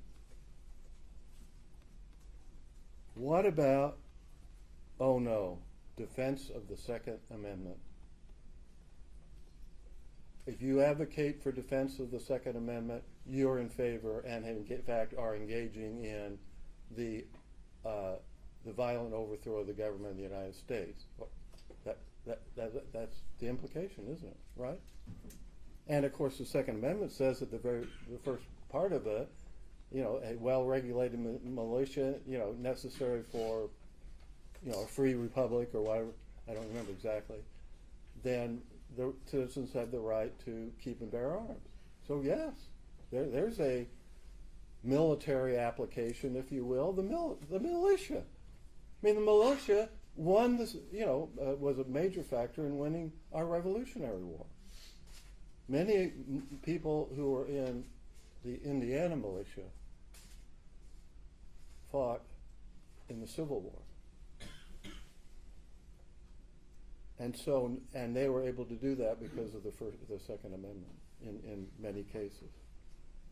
So, advocating for the Second Amendment is now a code word for engaging in insurrection and rebellion against the United States. How about get our freedoms back? Getting our freedoms back. She said those words. Oh, my word.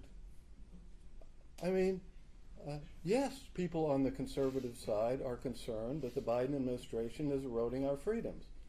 I mean, we just got one back as a result of a federal judge, just like, 2 or 3 days ago. And so, yes, that is a concern about what will happen with the election of Biden, and it's proven to be the case. We have lost our freedoms, some of them. And to be concerned about that is quintessential political speech. Well, what about, they keep saying this, events of January 6th. So, what we're going to do is just mush them all together, right? They're all one thing, just mush them all together. Well, the First Amendment doesn't allow you to do that. What the First Amendment provides with respect to freedom of association, which is what a rally is, or under the First Amendment as an assembly, protected by the First Amendment, is that if you have a peaceful rally, which they had, there's no evidence otherwise, some people leave, as some people did, and went to the Capitol, and some of them committed an illegal act. This rally does not lose its First Amendment protection, because the actions of a few that show up in that situation are not, cannot be attributed to the organization itself, or who could ever have a rally? I mean, nobody can guarantee that somebody might show up, whether they be supporters of what the rally's about, or agent provocateurs, or whatever, and cause illegal acts to occur or violence. You can't. I mean, I've been to a rally with 500,000 people on the ellipse of the Capitol, and how do you guarantee that? And so, what? There's a two-step analysis. First, was the rally peaceful and nonviolent? Unquestionably so, under what we know and what the evidence is. Well, can the rally be held into account for what the few did that left the rally, went to the Capitol, and the few there, some 700, who attacked the Capitol? And this is what the Supreme Court said in the NAACP case. The right to association does not lose all constitutional protection merely because some members of the group may have participated in conduct or advocated doctrines that itself is not protected. The NAACP is particularly instructive here in that, and that was end quote. The NAACP is particularly instructive here as there were constitutionally protected speech, association, and petition designed to influence government action, i.e. support the constitutional right of members of Congress to object in the two votes on the regarding the Electoral College. Along with the illegal actions by a few, but the acts of the latter don't strip the others of their First Amendment rights where the government failed to prove that, quote, the NAACP authorized either actually or apparently the unlawful conduct, either authorized it or ratified it, actually or apparently. There's no evidence of that. There's not a single word about that. So we have different events, some that are subject to First Amendment protection, others, the attack on the Capitol, that are not. And to drag her into, well, did you promote the rally? Did you put it on your calendar? Were you invited to speak? Joe Blow said you were invited to speak. Is to strip her of her First Amendment rights. All of these are First Amendment protected activities, every single one of them. And none of them constitute even incitement, much less constitute engaging in unlawful conduct.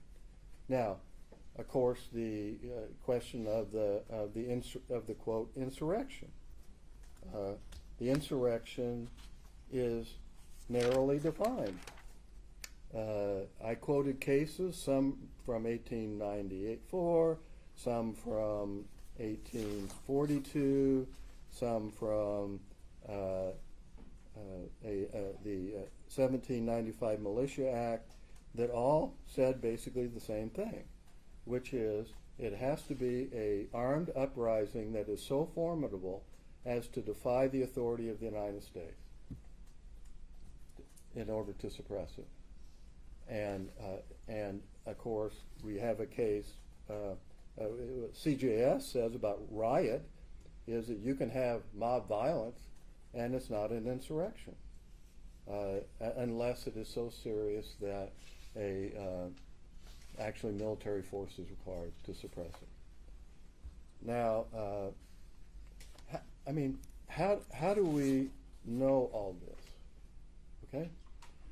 Well, in 1867, and it went up on the screen, P48 that has been admitted was put up on the screen for a moment. And I have that, and I'd like to give you a copy.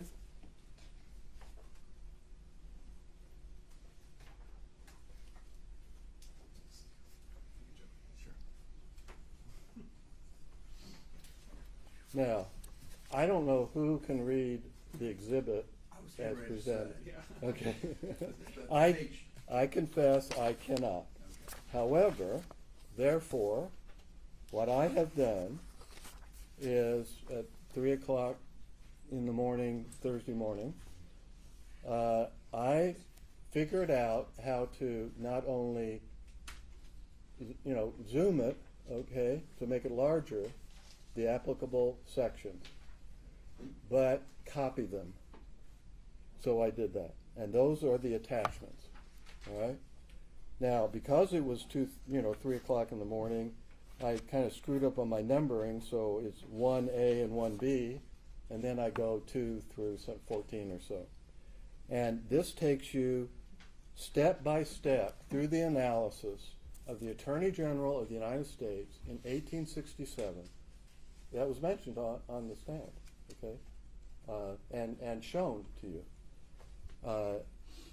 What the words engage in insurrection or rebellion and giving aid or comfort to the enemies thereof mean and meant in 1867, because those words were not just used in 1868 in the 14th Amendment, but they were used, and this is what the Attorney General was addressing, it was used in Reconstruction Act because they were going to open up voting to the people who lived in the Confederacy, old Confederacy.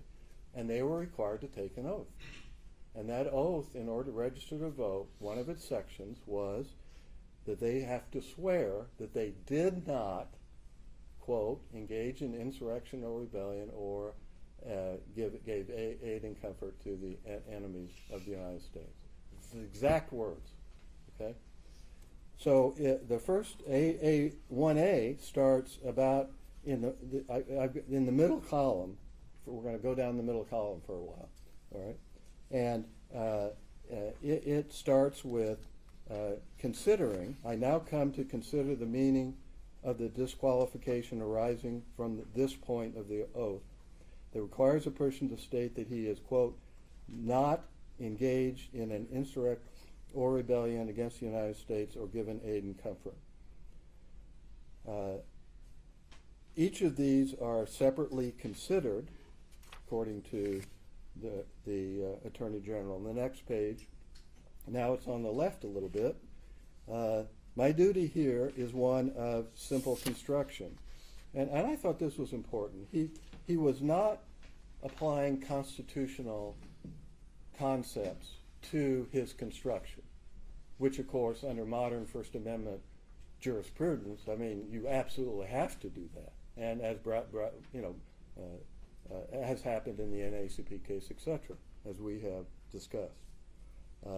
And even at that, he viewed the oath, because you couldn't vote, as depriving you of a right.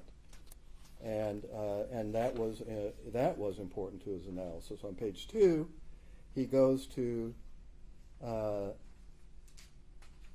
that the requirement of the oath and the disqualification must be viewed as a punishment for that conduct. And as a result, it made the oath even more objectionable than the fact that it was also a violation of a right, and a right to vote. Now, then on page 3, he said any doubts must be resolved in the favor of the voter, right? And then said, what acts then are within the meaning of this provision? Well, at the bottom he says, well, the first sentence, engage in insurrection or rebellion, covers the case of domestic war, and the second phrase, aid or comfort to the enemy, applies to foreign war.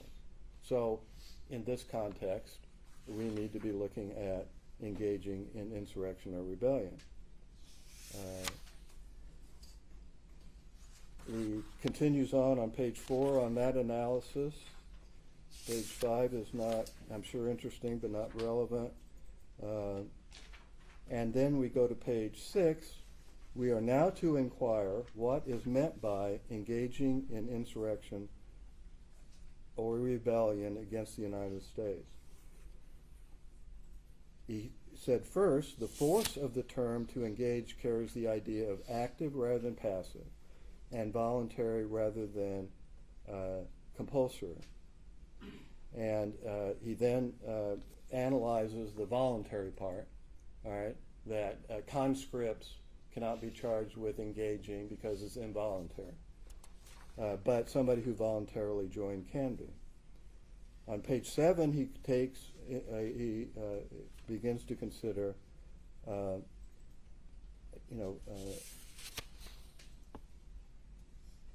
the question of whether persons may have engaged in rebellion without having actually levied war or taking up arms, and he finds in that regard that, for instance, people in the War Department of the Confederacy did engage, even though they didn't literally take up arms. We then go to why civil officers are not covered, people that just run the government, maintain the peace, do perform civil functions are simply not covered.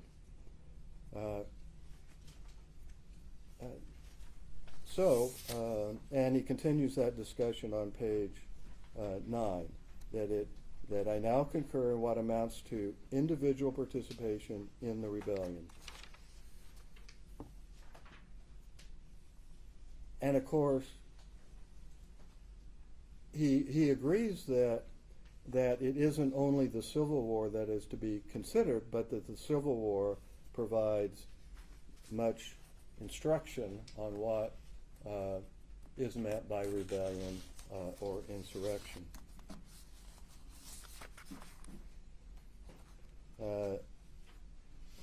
Again, page 11 is continuing the discussion of voluntary participation.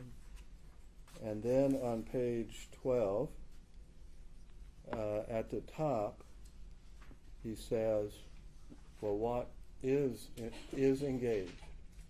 It says, quote, I am of the opinion that some direct,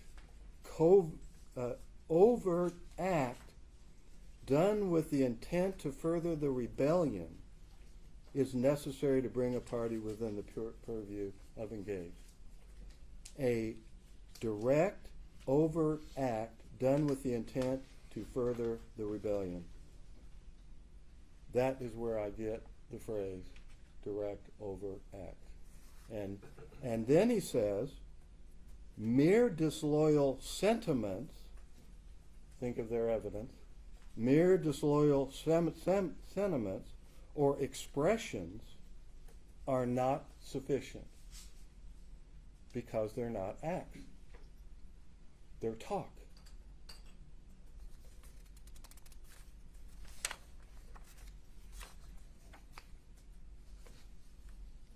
And so that is where we find out, surely, I mean, by one of the most authoritative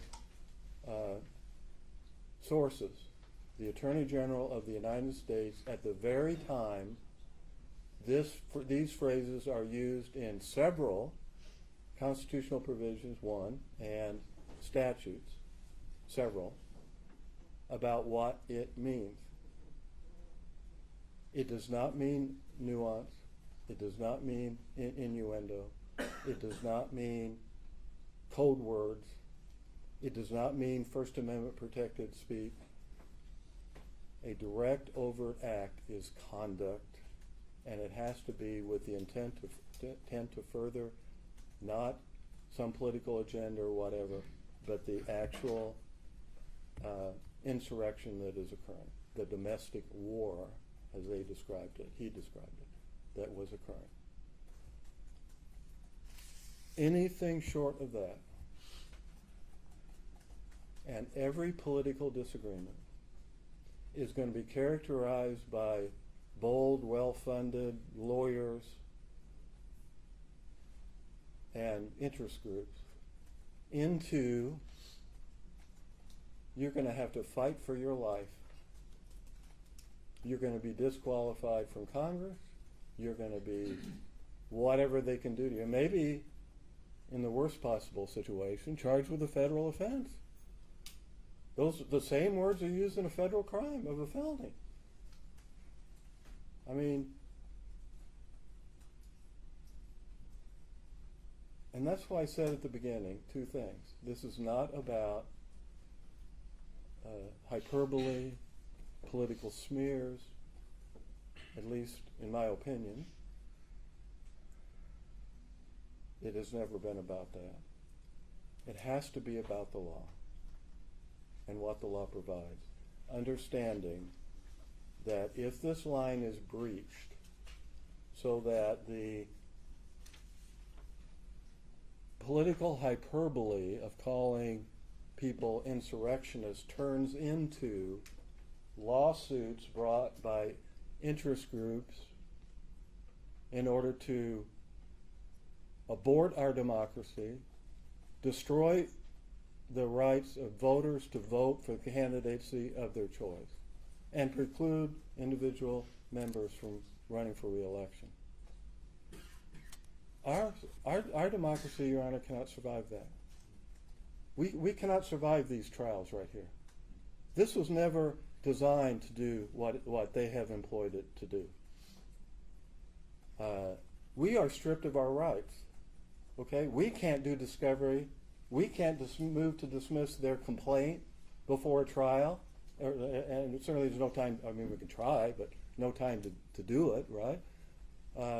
And we come into a hearing, all these cameras and all these live streaming and all this. Why are they interested in this? Because Representative Greene's on the ballot? Oh, please. No, this is a political agenda. And this has been a political show trial, not because of your fault, but because of their exploitation of what we have done here, what has been done here. I mean, this procedure is for, you're not 25, Representative Greene, and she comes in with a birth certificate. This is not for a major trial that of intense factual and legal consequences and elements, part of which, constitutional claims, federal claims, cannot even be heard by you in terms of decision.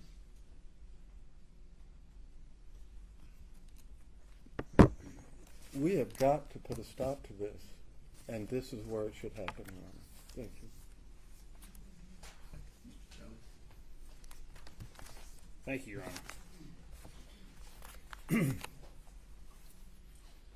Your Honor, Mr. Bopp talked a lot about the law, a little bit about the history, not much about the facts.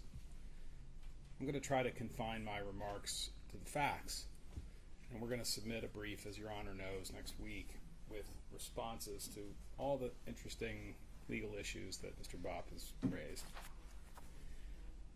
But it's been a long day, and it's been a difficult day, and it's been a solemn day. And we find ourselves back where we started, with the disqualification clause of the 14th Amendment and its three very simple requirements.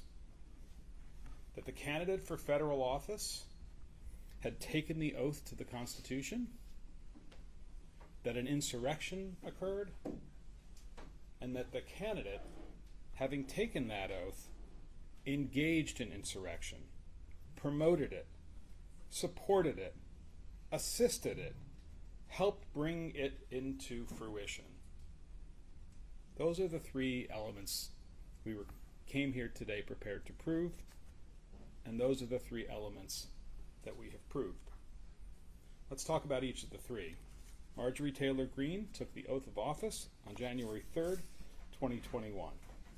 She became a member of the United States House of Representatives, the body that represents not the states, but the people of the country in general, we the people. Now, Mr. Bopp said this morning, words matter, and we agree with that.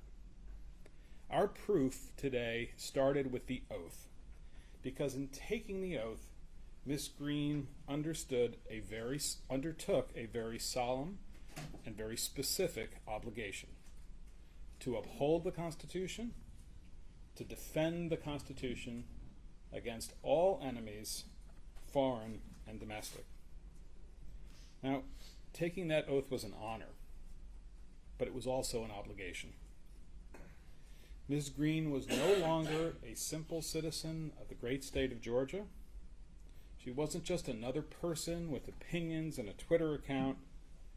She became part of our government. And she took on an affirmative obligation as part of our government to protect the Constitution, to protect its processes from anyone who would seek to block or impede them. That is what the disqualification clause is all about. That special status that is conferred upon a person when she takes the oath of office. Now, we'll argue in our brief to this court that that status means that Ms. Greene can't just say anything she wants that she could have said as a private citizen. And our brief will also point out that there are lots of things that people say that are words that matter and that also have legal consequences.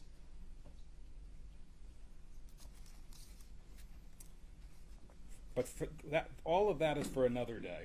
Today, the evidence has proven factually that not only did Marjorie Greene engage in the ceremony of taking the oath to the Constitution, we've proven that the oath has meaning, that it has teeth, that it has consequences. Insurrection.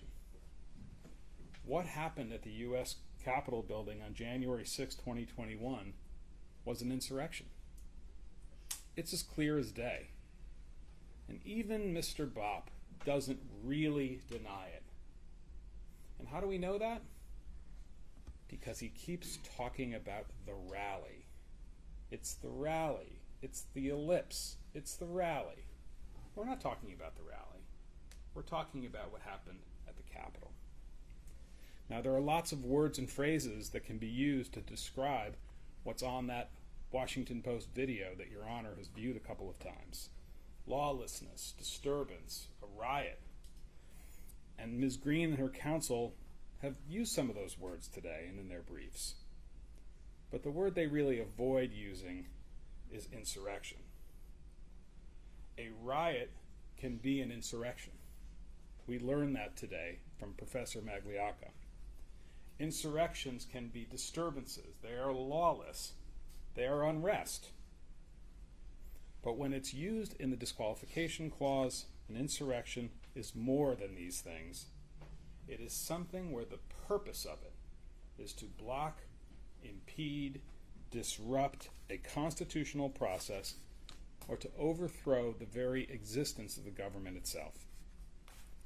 Professor Magliocca explained all of this and how American history has faced many insurrections in the past, and how all of them share the same features.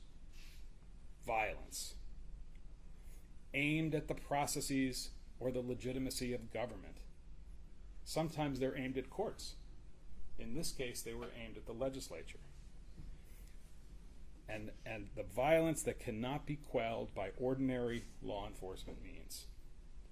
Judge Boudreau, you saw and heard with your own eyes not just the violence, horrific and sickening as it is, but its goal, which was to stop the certification of the Electoral College vote in favor of Joe Biden. Its goal was to stop the constitutional process of the 12th Amendment, the peaceful process of transferring power between presidents. Its goal was to physically prevent Congress from meeting to do the essential work of our democracy. And here's the worst of it. It worked. For a time, the insurrection worked. It succeeded, only briefly, but it worked. The joint session of Congress adjourned for several hours into the next morning and ceased carrying out its 12th Amendment function, all because of the insurrection.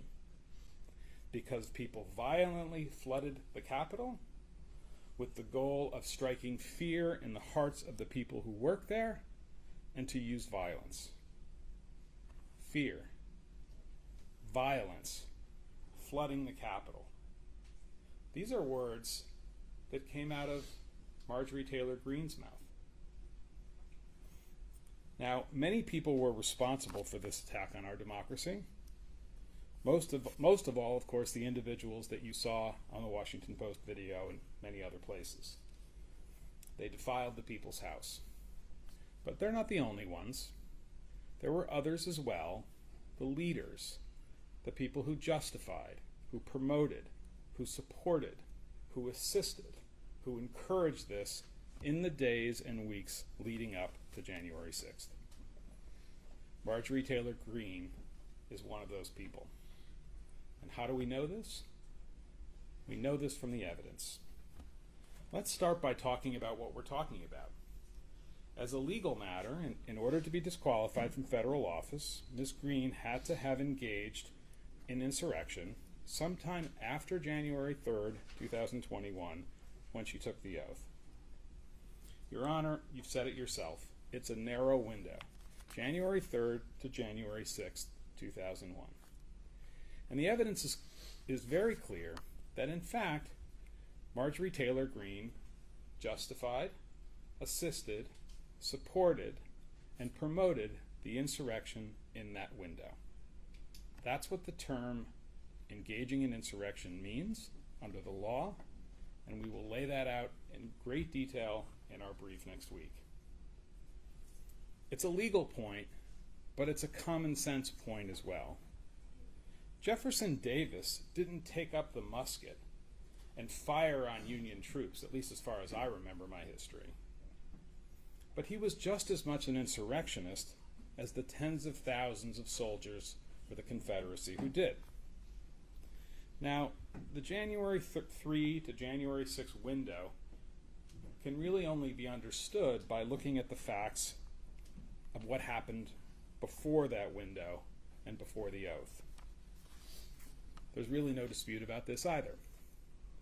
We have proven that Marjorie Taylor Greene was an advocate for violence against government officials.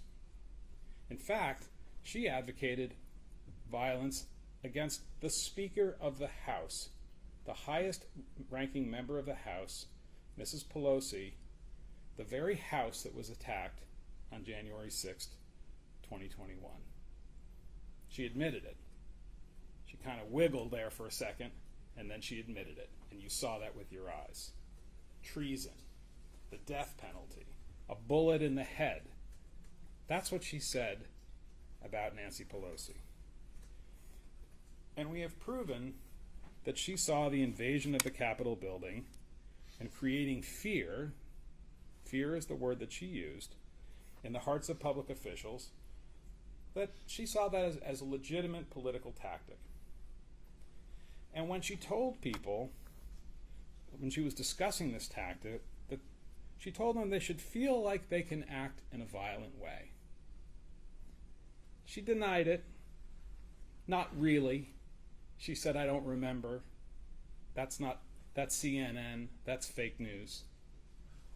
Don't buy that. You don't have to accept that. You saw the videos and you saw the testimony.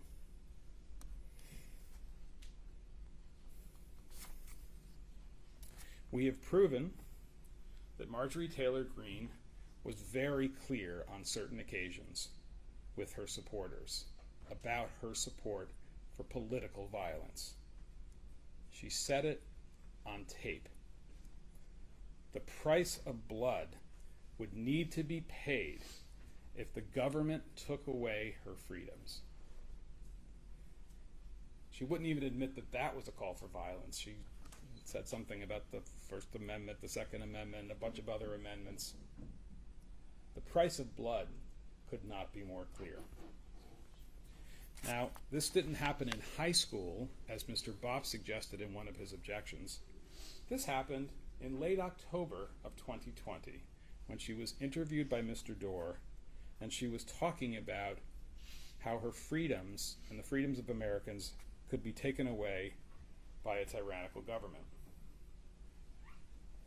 It doesn't just come back on its own, these freedoms, she said. It has to be taken back with the price of blood. These are things that Marjorie Taylor Greene said as a private citizen, candidate for federal office, but a private citizen nonetheless, before the 2020 election. And maybe she has the right to say those things, or had the right, before she took the oath. But let's keep going. Let's keep moving down the timeline to the period after the election. And in that period, you saw and heard Ms. Taylor Greene speaking out consistently in claiming that the 2020 election was stolen by the Democrats. I disagree with that point of view, but I respect that people can have that point of view, and it's a perfectly, it's an acceptable part of our political discourse, for better or for worse. But then she said this: not just that the election was stolen, not just that there were ballots that were fraudulent, not just that it's time to make objections, perfectly legitimate thing to do. We have no problem with her objections on the floor of the House. But then she said something else. That mask that Mr. Fine spoke about this morning, it came down for just a minute. We can't allow power to transfer peacefully like Joe Biden wants because he didn't win the election. We can't allow power to transfer peacefully. You saw and heard it with your own eyes, Judge. She said the quiet part out loud. She spoke her truth in a video that she made, that she posted on her own Facebook page, and that she wanted her hundreds of thousands of Facebook followers and the untold millions of other people to whom it would be available to know that her point of view was that you can't allow We can't allow poverty the power to transfer peacefully. Marjorie Taylor Greene said this when she was a federal official, or right about to be. It's not clear. But what we can tell from the context of that tape is that she stated her opposition to the peaceful transfer of power. And it was a stunning statement. This is not internet drivel. This is not the dark corners of Parler. This is a person who's a federal official, a member of government. And this wasn't even a rhetorical flourish on the back of a campaign truck after a long day. This is somebody who sat down in front of a camera and calmly and carefully told her viewers, we will not accept a peaceful transfer of power. We can't allow it. And then she said, we will not go quietly into the night. She framed this as an existential battle. A new 4th of July. A new 4th of July, 1776. This brings us right up to and into that critical window, that critical phase of time, January 3rd to January 6th. Marjorie Taylor Greene's rallying cry for violence at the Capitol on January 6th were the words 1776. Now, I think we all know that those words have a lot of meanings. They mean a lot to me. They are on the seal of the great state of Georgia, and I venerate that. But that's not what Marjorie Taylor Greene was talking about. And here's how we know this, because here's what we've proved. Marjorie Taylor Greene organized objections on the floor of the House, and this was not an insurrection. This actually was part of the constitutional process, and we have no issue with it. But then, Marjorie Taylor Greene promoted, encouraged, and supported the idea of large demonstrations in Washington on January 6th. Now, there's nothing wrong with large demonstrations either. And this is Mr. Bopp's point about the rally on the ellipse, not the insurrection at the Capitol. He says, well, you know, who cares? It's a good thing. I agree. People do these things all the time. I've done them as well. And demonstrations are an important and venerated part of our democratic tradition. She worked with organizers and made calls for people to come, and that's not a problem. Out of context. Out of context, it's not a problem. In context, this support was part of a scheme where lawful demonstrations were Plan A, the first step, and there was also Plan B. What was going to happen when all the lawful demonstrations happened and all the objections on the floor of the House were heard, and as everyone knew, they were futile? The votes were there to certify the election of Joe Biden. There was a Plan B, and Plan B was violence at the Capitol. Plan B was to physically enter the Capitol illegally, not on a tour, a tourist tour, busting in the windows and doors, as you saw in that video, injuring and ultimately causing the deaths of law enforcement, to block the certification of Joe Biden as the winner of the 2020 election. That's what Plan B was. And Plan B had a name. It had a code name. 1776. Now, how do we know that? Well, the clues are everywhere. On December 30th, Marjorie Taylor Greene tweets out a rumor that there are lawful objections on the floor of the House may be blocked by a rule change. And Ali Alexander, who she acknowledges knowing, who says she's a friend, he's the organizer of a major demonstration, he tweets in response to that, 1776 is always an option. And he refers to what 500,000 people will do to that building if the objections are suppressed by a rule change. That's what that tweet exchange is about. I don't believe that Marjorie Taylor Greene doesn't read every response to her tweets and care about them. I think she acknowledged it in truth. And she knew exactly what 1776 meant in that context. She denied it, sort of, not really, I can't remember. Don't buy it. She knows exactly what Mr. Alexander was referring to. And by the way, when that tweet came out and that reference came out to 1776, we don't see a response that says, what is this? I don't know what this is about. Or, gee, if you're talking about doing violence in the Capitol, 500,000 people doing something to that building, I want no part of that. And we heard a lot about Ms. Greene's saying that she's always peaceful, and she put out comments about peacefulness. Never one before January 6th, only after. That video, after. Those press releases, after. You got to ask yourself, why is that? Well, obviously the insurrection succeeded for only a few hours, and then the tide turned, and people saw it for what it was, and she needed a cover story.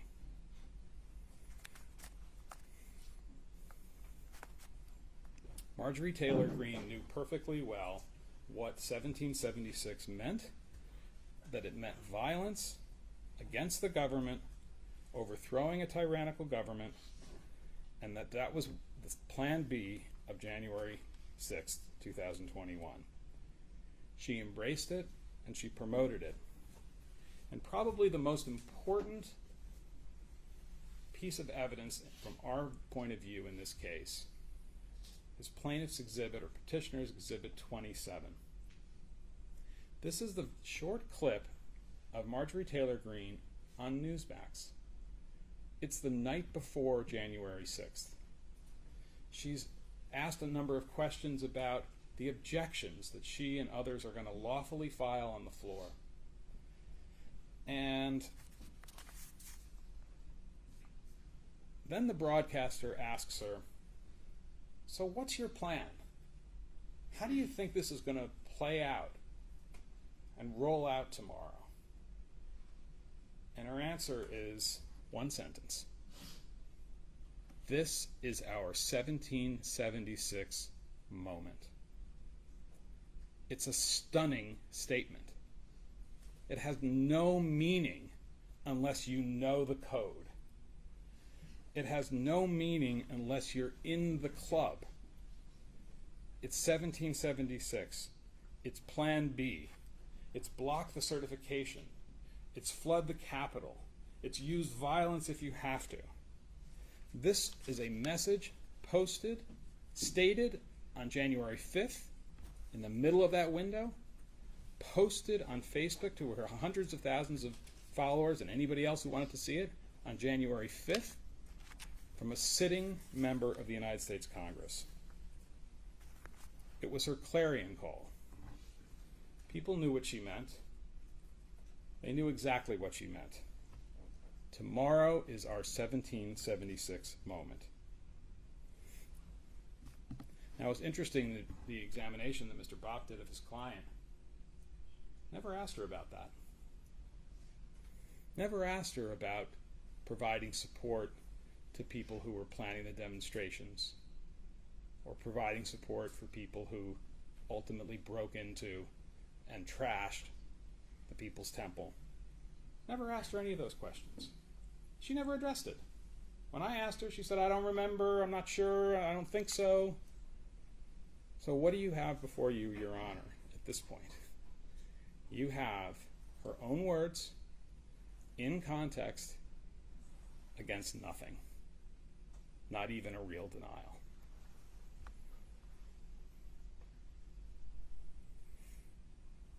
Judge Boudreau, Marjorie Taylor Greene comes to this court and this nation, and she asks to be a candidate for federal office. She comes with unclean hands. With her hands, her words, her actions, she was one of several leaders who gathered the kindling, who created the conditions, who made it possible for there to be an explosion of violence at the Capitol on January 6th.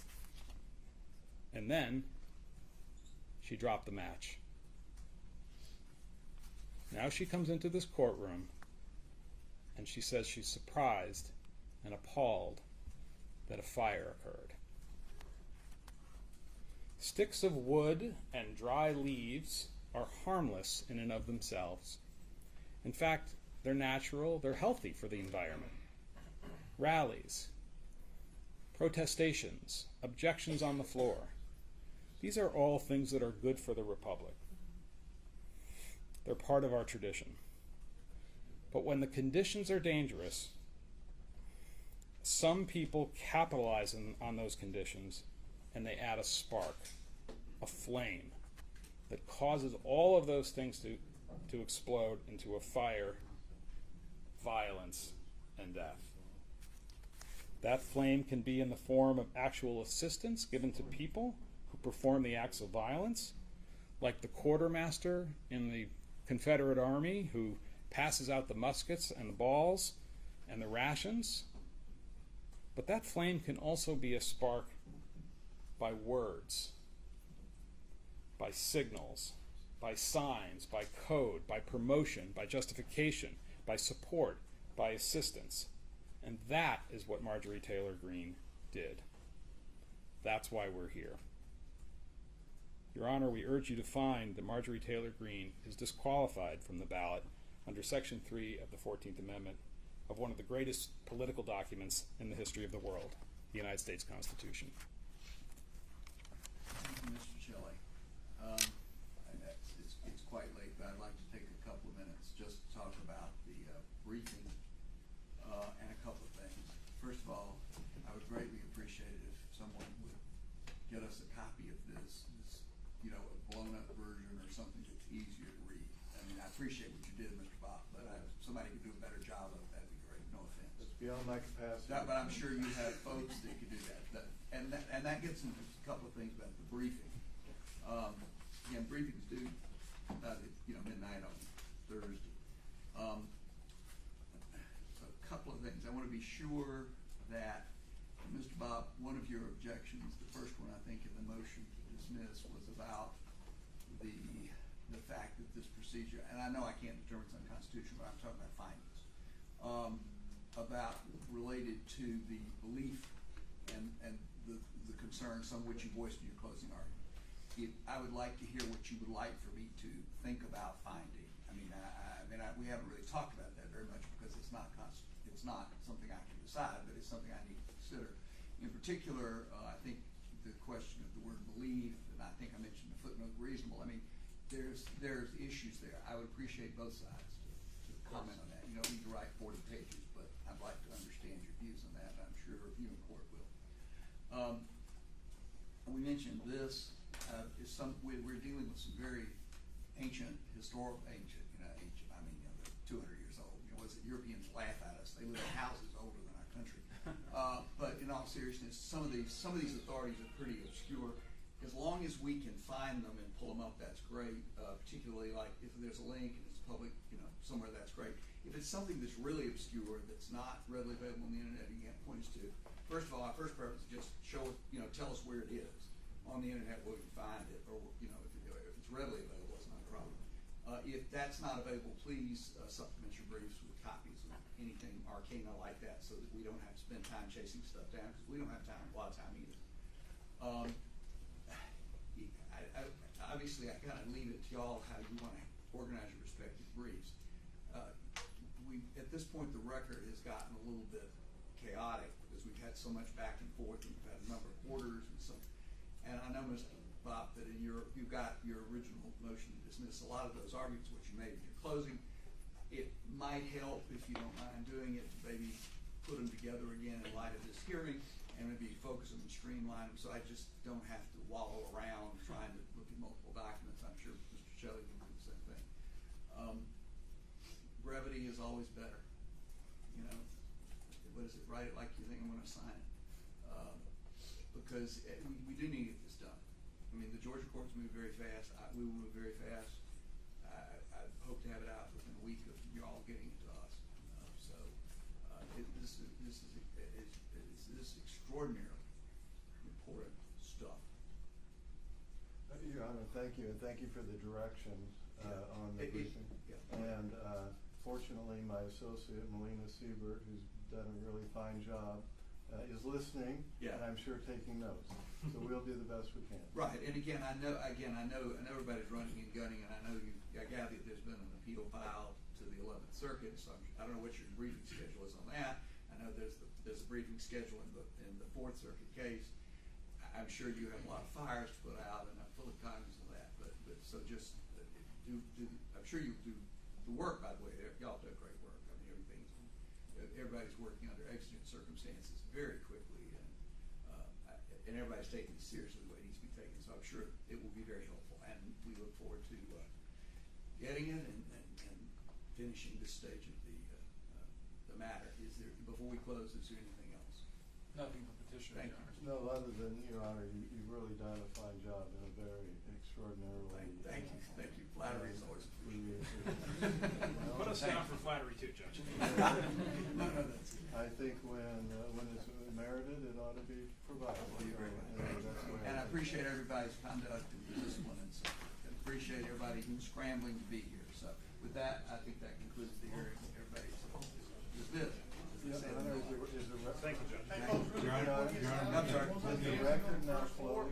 The record is now closed, but I think a lot of microphones are still on. No, you don't have to stay. So I would suggest you not say anything. Someone press the green exit button to the side, you can go right out there. Make sure you stay on the 3 left elevators, if you go on the far right elevator, you're going to get done. Okay.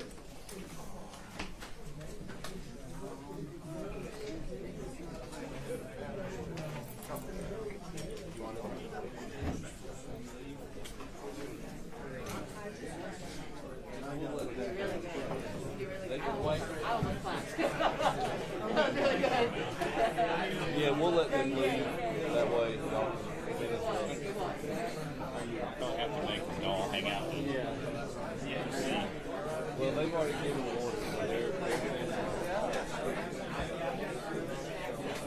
Probably have to do something like this at the Capitol, and its own essence. Are you Capitol Police or is that? No, I'm a state trooper.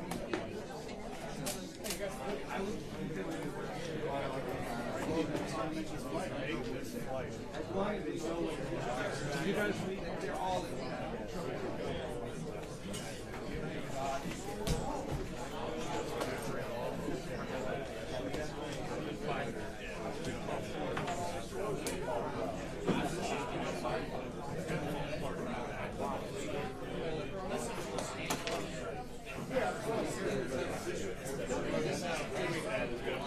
right.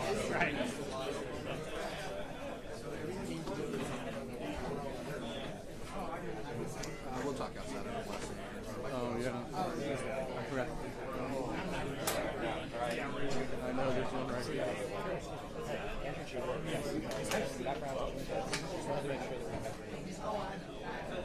Yes. I go with G middle, comma G.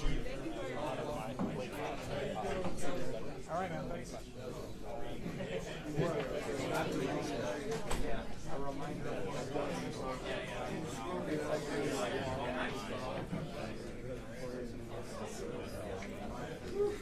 That door doesn't go out to the stairwell, does it?